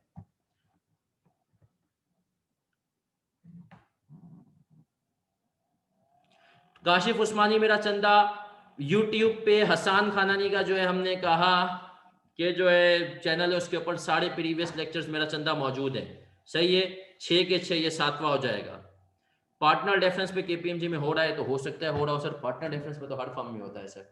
पार्टनर तो पार्टनर है ना। मैं एक छोटी सी बात कहता हूँ, मैं एक दफा फर्गूसन के पार्टनर के रूम में बैठा हुआ था और फर्गूसन में टेस्ट होता था ना, अभी भी जैसा आपका भी होता है हमारे टाइम पे भी होता था, मतलब मुझे 6 महीने 1 साल हो चुका था, लेकिन हमारे टाइम पे एक टेस्ट में ऐसे वैसे लिखवा लेते थे।